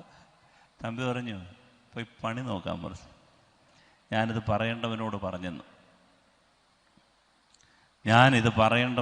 പറഞ്ഞെന്നേ. കുറ്റബോധങ്ങളില്ലാതെ, ഭാരങ്ങളില്ലാതെ നമുക്ക് നടക്കാൻ ഒരു ആളുണ്ട്, ഒരപ്പനുണ്ട്. നിന്നെ അറിയുന്നൊരപ്പൻ. നിനക്ക് ആരോടും പറയാൻ പറ്റില്ല, പക്ഷെ അവനോട് പറയാം. സ്നേഹമുള്ളവരെ, നീ സ്വാതന്ത്ര്യം പ്രാപിക്കാൻ, നീ ആകാശവിധാനങ്ങളിലേക്ക് ഉയരാൻ, നിന്റെ ജീവിതത്തിൻ്റെ ചക്രവാളങ്ങൾ വിശാലമാക്കാൻ സ്വർഗം കനിഞ്ഞു തന്ന പദ്ധതിയുടെ പേരാണ് വിശുദ്ധ കുമ്പസാരം. ഗൗരവത്തോടെ എടുക്കണം. നിന്റെ അനുഗ്രഹങ്ങൾ പുനഃസ്ഥാപിച്ച് കിട്ടാൻ, നീ നീതീകരിക്കപ്പെടാൻ, സ്വാതന്ത്ര്യം പ്രാപിക്കാൻ ദൈവം നമുക്കൊരു അനുതാപമുള്ളൊരു ഹൃദയം തരട്ടെ.